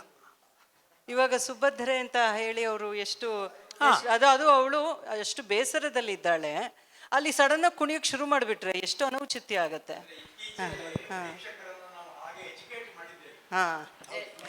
ಚಾಲು ಕುಣಿತ ಎನ್ನುವಂಥದ್ದು ಒಂದು ರೋಗ ಆಗಿದೆ ಈಗ. ಒಳ್ಳೆ ಕುಣಿತಾನ ಹಾಗಾದ್ರೆ ಮೇಳದಲ್ಲಿ ವೇಷ ಅಷ್ಟೇ. ಹೌದು ಹೌದು. ಇಲ್ಲ, ಪ್ರೇಕ್ಷಕರು ಸಿದ್ಧರಾಗ್ತಾರೆ, ಕಲಾವಿದ ಫಸ್ಟ್ ಸಿದ್ಧ ಆಗ್ಬೇಕು, ಅದು ಮುಖ್ಯ. ಯಾಕೆಂದ್ರೆ ಇಲ್ಲೇ ಇರೋದಲ್ವಾ ಕಂಟೆಂಟ್, ಇದು ಕೊಟ್ಟರೆ ತಾನೇ ಅಲ್ಲಿ ಏನಾದರೂ ಭರವಸೆ ಬರಬಹುದು. ನಾವು ಕಲೆನ ಸರಿ ಮಾಡ್ಲಿಕ್ಕೆ ಮುಂಚೆ ಪ್ರೇಕ್ಷಕರು ಚೆನ್ನಾಗಾಗಬೇಕು ಅಂದರೆ ಸಾಧ್ಯವೇ ಇಲ್ಲ. ನಾವೇ ಅವ್ರಿಗೆ ಒಂದು ಆದರ್ಶವನ್ನು ಕಟ್ಟಿಕೊಡಬೇಕು, ಅದು ನಮ್ಮ ಜವಾಬ್ದಾರಿನೇ ಹೌದು. ನಾವು ಧಾರವಾಡದಲ್ಲಿ ಆಟ ಕುಣಿಲಿಕ್ಕೆ ಶುರು ಮಾಡಿದಾಗ ಮೊದಲು ಕಲಿಸೋದು ನೃತ್ಯವನ್ನೇ ಅಲ್ಲ, ಕುಣಿತ ಕಲ್ತ್ವಿ ಎಲ್ಲ ಆದಮೇಲೆ ಇನ್ನು ಆಟ ನಮ್ಮದು ಚೆನ್ನಾಗಿ ಆಗಬೇಕು ಹೇಗೆ ಅಂತ ಕೇಳಿದಾಗ ನಮ್ಮ ಭಾಗವತರು ಹೇಳಿದ್ರು, ಮುಂದಿನ ಆಟ ಕಂಸವದೆ ಮಾಡೋಣ, ಚಾಲ್ ಕುಣಿತ ಇಲ್ಲ ಯಾರಿಗೂ, ಆಗ ನೀವು ಆಟ ಕಲಿತೀರಿ ಅಂತ. ಹಾಗೆ ಮಾಡಿದೀವಿ ಕೂಡ. ನಾನು ಈ ಮಾತನ್ನು ಯಾಕೆ ಹೇಳಿದರೆ, ಕೋಳ್ಯೂರು ರಾಮಚಂದ್ರಾಯರು ನನ್ನಲ್ಲೇ ಮಾತಾಡುವಾಗ ಹೇಳಿದರು, ಮಾಯಾಶೂರ್ಪನಖಿ ಹಾಕಿದವಳು ತುಂಬ ಕುಣಿಬೇಕು. ಅದು ಹೆಜ್ಜೆ ಹಾಕುವಾಗ ಕಾಲಿನ ಪಾದ ಕಾಣಬೇಕು, ಹಾಗೆ ಹೆಜ್ಜೆ ಇರಬೇಕು. ಸೀತೆ ಹಾಕಿವಳು ಕುಣಿಯುವಾಗ ಗೆಜ್ಜೆ ಸದ್ದು ಕೇಳಿದ್ರಿಂದ ಅವಳು ಕುಣಿದಿದ್ದಾಳೆ ಅಂತ ಗೊತ್ತಾಗಬೇಕು, ಅದಕ್ಕಿಂತ ಹೆಚ್ಚಿನ ಶಬ್ದ ಬರಬಾರ್ದು, ಆ ರೀತಿಯ ಕುಣಿಬೇಕು. ಎರಡೂ ಪಾತ್ರ ಮಾಡಿದವರು ಅವರು. ಹಾಗಾಗಿ ಯಾವ ಪಾತ್ರವನ್ನು ಹೇಗೆ ಕಾಣಿಸಬೇಕು ಅಂತ ಸರಿಯಾಗಿ, ಚಂದ್ರಮತಿಯು ಹೇಳಿದರೆ ಅದ್ಭುತ ಚಂದ್ರಮತಿಯವಳು. ಅದೇ ಸತ್ಯಭಾಮೆ ಮಾಡಿದರೆ ನಮ್ಮಲ್ಲಿ ಶಬ್ದ ಉಂಟು, ಕೋಕಾಯಿ ಅಂತ ಹೇಳಿದರೆ, ಜೋರು ಇದ್ದ ಹೆಣ್ಣು ಮಗಳಿಗೆ ಕೋಕಾಯಿ ಅಂತ ಶಬ್ದ ಉಂಟು. ಗಯ್ಯಾಳಿ ಹೇಳಿದರೆ ಅದಕ್ಕಿಂತ ಕೆಳಗಿದ್ದು, ಕೋಕಾಯಿ ಹೇಳಿದರೆ ಸಿಕ್ಕಾಪಟ್ಟೆ ಮಾತಾಡೋದು. ಹಾಗೆ ಅವ್ರದ್ದು ಮಾತು ಹಾಗೆ. ಅವರು ಮತ್ತು ರಾಮದಾಸ್ ಸಾಮ್ಗರ್ ಒಟ್ಟಿಗೆ ಮಾತಾಡುವಾಗ ಇದು ನರಕಾಸುರ ವಧೆ, ಅದಕ್ಕೆ ಕೃಷ್ಣ ಸತ್ಯ ಎಲ್ಲಿಗೆ ಹೋಗೋದು, ಪೋಪುದೆಲ್ಲಿ ಅಂತ ಒಂದು ಪದ್ಯ ಉಂಟು, ಅದಕ್ಕೆ ಎಲ್ಲೋ ಏನೋ ಬರ್ತದೆ ಅದ್ರ ಪದ್ಯ. ಇವಳು ಕೃಷ್ಣ ಕೇಳೋದು ಅದರಲ್ಲಿ, ಅದು ಒಂದು ಗಂಡ ಹೆಂಡತಿಯವರು ಮಾತಾಡುವಾಗಲೂ ಹಾಗೆ, ಎಲವು ಅಂತಲೇ ಗಂಡನಿಗೆ ಹೇಳಬಾರ್ದೆ, ಹಾಗೆ ಎಲವೆಲವು ಅಂತ ಯಾಕೆ ಹೇಳೋದು ನೀನು ಅಂತ ಹೇಳಿದ್ರೇನು ಅಂತ ಅಲ್ಲಿ ಶುರು ಆಗ್ತದೆ. ಹಾಗೆ ಅದೇ ರೀತಿ ಕುಣಿಕೆಯು ಸಹ ಅವ್ರದ್ದು ಕೃಷ್ಣ ಪಾರಿಜಾತದ ಕುಣಿಕೆಯೇ ಚಂದ. ಅದರಲ್ಲಿ ಅವರೇನು ಸೆಟ್ ಮಾಡಿಕೊಂಡದ್ದು, ಮಧ್ಯದಲ್ಲಿ ಒಬ್ಬಳು ಸಖಿ, ಇಲ್ಲಿ ಒಬ್ಬಳು ಸಖ, ಒಬ್ಬ ವಿಜಯ ಮಕರಂದ ಮತ್ತೊಬ್ಬಳವನ ಹೆಂಡತಿ ಅಂತ, ಅದು ಅವಳಿಗೆ ಸಖಿ. ಮಧ್ಯದಲ್ಲಿ ಮಾತಾಡುವಾಗ ತಾನು ಗಂಡನಲ್ಲಿ ಮಾತಾಡೋದಿಲ್ಲ, ಅವಳನ್ನು ಮಧ್ಯದಲ್ಲಿ ಇಡಿಸಿ ಮಾತಾಡೋದು. ಆವಾಗ ಕೃಷ್ಣನು ಅವನನ್ನು ಮಧ್ಯಕ್ಕೆ ಇದು ಮಾಡಿಸು. ಈಗ ಎಲ್ಲವೂ ಚಂದ ಮಾಡಿ ತೋರಿಸ್ಲಿಕ್ಕೆ ಮಾಡಬಹುದು. ಅಲ್ಲಿ ಶೃಂಗಾರ ಆ ಕ್ರಮ ಈಗ ಇಲ್ಲ. ಈಗ ಅದನ್ನೊಂದು ಪಾರಿಜಾತವನ್ನು ಇಟ್ಕೊಂಡಿದ್ದಾರೆ, ಯಾಕೆ ಹೇಳಿದ್ರೆ ಅದೊಂದು ನಾಡೆ ಅಂತ ಆಗಿಬಿಟ್ಟಿದೆ. ಆದರೆ ಸೀತೆ ಕುಣಿಯುವುದನ್ನು ನಿಲ್ಲಿಸಲಿಲ್ಲ ಅಲ್ಲ, ಅದು ಸಾತ್ವಿಕ ಅಭಿನಯಕ್ಕೆ ಸಮ್ಮತ ಆದದ್ದು. ಹಾಗೆ ನಾನು ನಿನ್ನೆ ಹೇಳಿದ ಹಾಗೆ ಸೀತೆ ಎನ್ನುವುದು ಸೀತೆಯಾಗಿಯೇ ಕಾಣುವ ಹಾಗೆ, ಶೂರ್ಪನಖಿ ಆಗ ಇವರು ಸೊನ್ನಂಬಳ ಹೇಳಿದರು, ಮಾಯಾಪೂತಣಿ ಬೇರೆ, ಮಾಯಾ ಅಜಮುಖಿ ಬೇರೆ, ಮಾಯಾ ಶೂರ್ಪನಖಿ ಬೇರೆ. ಇದನ್ನು ಸ್ಪಷ್ಟವಾಗಿ ಜನರಿಗೆ ಅದು ಸ್ಫುಟ ಆಗುವಾಗೆ ಕಾಣಿಸಿಕೊಟ್ಟದ್ದು ಅವರು. ಈಗ ಅದರ ಕೊರತೆ ಇದೆ. ಹೌದು, it's a two way thing, one inside and one outside. ಇನ್ಸೈಡ್ಗೆ ಪಾತ್ರದ ಆ ನಿಷ್ಠೆ ಏನು ಅನ್ನೋದು ನಾವು ಒಳಗೆ ಚೆನ್ನಾಗಿ ಓದಿನೋ ಅದೇ ಕೇಳಿ ಓದಿ ನೋಡಿ ಎಲ್ಲ ತರಹನೂ ಪಾತ್ರ ನಿಷ್ಠೆ ಕಡೆಗೆ ಸ್ವಲ್ಪ ಡೀಪಾಗಿ ಹೋಗಬೇಕು. ಇನ್ನೊಂದು ಟೆಕ್ನಿಕಲಿ ಗಟ್ಟಿಯಾಗಿರಬೇಕು. One is outward, one is inward. ಇದು ಎರಡು ಕರೆಕ್ಟಾಗಿತ್ತು ಅಂದರೆ ಮಾಡಿದ್ದೆಲ್ಲ ಔಚಿತ್ಯವೇ ಅಂತ ಅನಿಸುತ್ತೆ ನನಗೆ. ನಾಟ್ಯಶಾಸ್ತ್ರವನ್ನು ರೆಫರೆನ್ಸ್ ಮಾಡುವಾಗ ತುಂಬ ವಿದ್ವಾಂಸರು ಹೇಳೋದು ಕೇಳಿದ್ದೇನೆ, ಸಹಜಾಭಿವ್ಯಕ್ತಿಯಲ್ಲಿದ್ದದ್ದು ರಂಗದಲ್ಲಿ ಅದು ನಿಷಿದ್ಧ ಅಂತ. ಹೊತ್ತಿ ಉರಿಯುವುದು ಸೀನುಂಟು, ದಾಕ್ಷಾಯಿಣಿ ದಹನದ ಸೀನು ನಮಗೆ ಪ್ರಸಂಗದಲ್ಲಿ ರಂಗದಲ್ಲೇ ತೋರಿಸಬೇಕಾಗಿದೆ. ಈಗ ಅದರ ಆ ವಿಧಿ ನಿಷೇಧಗಳು ಈಗ ಸಾತ್ವಿಕಾಭಿನಯದ ದೃಷ್ಟಿಯಿಂದ ನೋಡುವಾಗ ಈಗ ರಂಗದಲ್ಲಿ ಆವಿಷ್ಕಾರಗೊಂಡ್ರೆ ಆ ಪಾತ್ರಕ್ಕೆ ಬಾಧೆ ಉಂಟಾ? ಅಂದರೆ ನಮಗೆ ಎಷ್ಟು ಸಜೆಷನ್ಗೆ ಅವಕಾಶ ಇದೆ, ಹಸ್ತಗಳು ಸಜೆಷನ್ಗೆ ಅವಕಾಶ. ಮತ್ತು ಈಗ ಅವಳು ದಹನ ಆಗಿ ಹೋದ್ಲು ಅನ್ನಕ್ಕೆ ಅವಳು ಇಲ್ಲದೆ ಹೋದ್ಲು ಅಂತ ತೋರಿಸ್ಬಹುದಲ್ವಾ. ಆವಾಗ ಸೂಚ್ಯವಾಗಿ ಮಾಡಲಿಕ್ಕೆ ತುಂಬ ಅವಕಾಶ ಇದೆ. ನಮ್ಮ ತೆಂಕತಿಟ್ಟಿನಲ್ಲಿ ಗುತ್ತು ಹೊಡೆಯೋದು ಅಂತ ತಿಂಗಳು 100-150 ಗುತ್ತುಗಳು ಹೊಡಿತಾರೆ. ಬಡಗಿನಲ್ಲಿ ಮಂಡಿ ಕುಣಿತ ಅಂತ, ಎರಡು ವೀರರಸಕ್ಕೆ ಇರೋದು ಅಂತಲೇ ಲೆಕ್ಕ. ಈಗ ಇದು ವೀರರಸಕ್ಕೆ ಹೌದು ಅನಿಸ್ತದೆ, ಒಂದು 3-4 ಗುತ್ತಲ್ಲಿ ಆಡಿಬಿಟ್ರೆ. ಈಗ ಅಷ್ಟು ಗುತ್ತುಗಳು ಹೊಡೆದ್ರೆ ಅದಕ್ಕೆ ಏನಾದ್ರು ಸಮರ್ಥನೆ ಇದೆಯಾ ಶಾಸ್ತ್ರದಲ್ಲಿ? ಅದೇ ನೃತ್ಯಕ್ಕೆ ಒಂದು ಸಂಭ್ರಮ ಅಂತ ಒಂದು ಇದು ಬಂದಿದೆ ಸಮರ್ಥನೆ. ಅಂದರೆ ಆ ಉತ್ಸಾಹದ ಒಂದು ಭಾವದಲ್ಲಿ ತನಗೆ ತಾನೇ ಬರ್ತಾ ಇದೆ ಅದು. ಆವಾಗ ತೊಡಕು ಅಂತ ಅನ್ಸಲ್ಲ. ಅವ್ರಿಗೆ ಎಷ್ಟೇ ನಂಬರ್ ಹಾಕಲಿ ನಮಗೇನಂತೆ, ಅವ್ರಿಗೆ ಎಷ್ಟು ಉತ್ಸಾಹ ಇದೆಯೋ ಅಷ್ಟು ಮಾಡ್ತಾರೆ. ನಮಗೆ ಬೇಕಾಗಿರೋದು ನೋಡೋರಿಗೆ ಅದು ಉತ್ಸಾಹವಾಗಿ ಕಾಣಬೇಕಷ್ಟೆ. ಅವ್ರು ಏನೋ ಶ್ರಮ ಪಟ್ಟು ಇದನ್ನು ನಾನು 100 ತಲುಪಲೇಬೇಕು ಅಂತ ಅವರು ಮನಸ್ಸಲ್ಲಿ ಇಟ್ಕೊಂಡು ಮಾಡಿದ್ರೆ ಆವಾಗ ನಮಗೆ ತೊಂದರೆ ಆಗುತ್ತೆ. ಆ್ಯಸ್ ಸಿಂಪಲ್ ಆಸ್ ಐ ನಂಬರ್ಗಳೆಲ್ಲ ಏನೂ ಪ್ರಾಬ್ಲಮ್ಮೇ ಇಲ್ಲ. ಇಂಥದ್ದು ಮಾಡಬೇಕು ಅಂತ ಇಟ್ಕೊಂಡ್ರೇನು ತಪ್ಪಿಲ್ಲ. ಈ ಬಡಗಿನಲ್ಲಿ ಇದೇ ರೀತಿ ವೀರರಸಕ್ಕೆ ಮಂಡಿ ಕುಣಿತ ನೀವು ನೋಡಿರ್ಬೋದು. ಹೌದು ಮಂಡಿ ಕುಣಿತ ನೋಡಿದ್ದೀನಿ. ನನಗೆ ಎಲ್ಲಿಯೂ ಅದು ಉತ್ಸಾಹಕ್ಕೆ ಹೊಂದಿಕೊಳ್ಳೇ ಇಲ್ಲಪ್ಪ. ಇದನ್ನು ಸಂಭಾಗಡೆ ಹತ್ರ ಹೇಳಿದೆ ಒಂದು ಸಾರಿ, ನನಗೆ ಯಾಕೋ ನಿಮ್ಮ ಮಂಡಿ ಕುಣಿತ ಅದು ಉತ್ಸಾಹಕ್ಕೆ ವೀರರಸಕ್ಕೆ ಹೊಂದೋದನ್ನು ಕಾಣೋದೇ ಇಲ್ಲ. ಸುಮ್ಮನೆ ನಕ್ಕು ಬಿಟ್ರೆ ಅಷ್ಟೇ, ಏನು ಹೇಳಲಿಲ್ಲ. ಆಮೇಲೆ ಒಂದು ವಾರದಲ್ಲಿ ಅಡ್ಡಿನಡಕ ಅಂತ ನಮ್ಮ ಊರ ಪಕ್ಕದಲ್ಲಿ ಆಟ ಇತ್ತು. ಬರ್ತೀರಾ ನಾಡೋದು ಕೇಳಿದರು. ಬರ್ತೇನಪ್ಪ, ಅಲ್ಲ ಅಲ್ಲಿ ನಾಡ್ದು ಕರ್ಣ ಪರ್ವ ಇದೆ ಬನ್ನಿ ಅಂತ ಹೇಳಿದರು. ಹೋದೆ. ಅಲ್ಲಿ ಕರ್ಣ ಮಾಡಿ ಆ ಶಿವ ಸಮರದಳು ಕೈ ಸೋತ ಹೇಳೋ ಭಾಗಕ್ಕೆ ಒಂದು ಮಂಡಿ ಕುಣಿತ ಬಳಸಿದ್ರು. ಈ ಏನು ಥ್ರಿಲ್ ಆಗಿದೆ. ಅದೇ ಇಷ್ಟವಾದದ್ದು ಕಷ್ಟವೂ ಆಗಬಾರ್ದು, ಅಷ್ಟಿದ್ರೆ ಅದು ನಿಜವಾದ ಉತ್ಸಾಹಕ್ಕೆ ಅಲ್ಲಿ ಉತ್ಸಾಹ ಇದೆ. ಹೌದು ಹರಿಶ್ಚಂದ್ರದಲ್ಲೇ ಮಾಡ್ತಾರೆ ಅವರು ದೇವರ ಕಂಡಾಗ. ಅದೇ ಆ ಆನಂದಕ್ಕೆ ಅಂತ ತೋರಿಸ್ಲಿಕ್ಕೆ.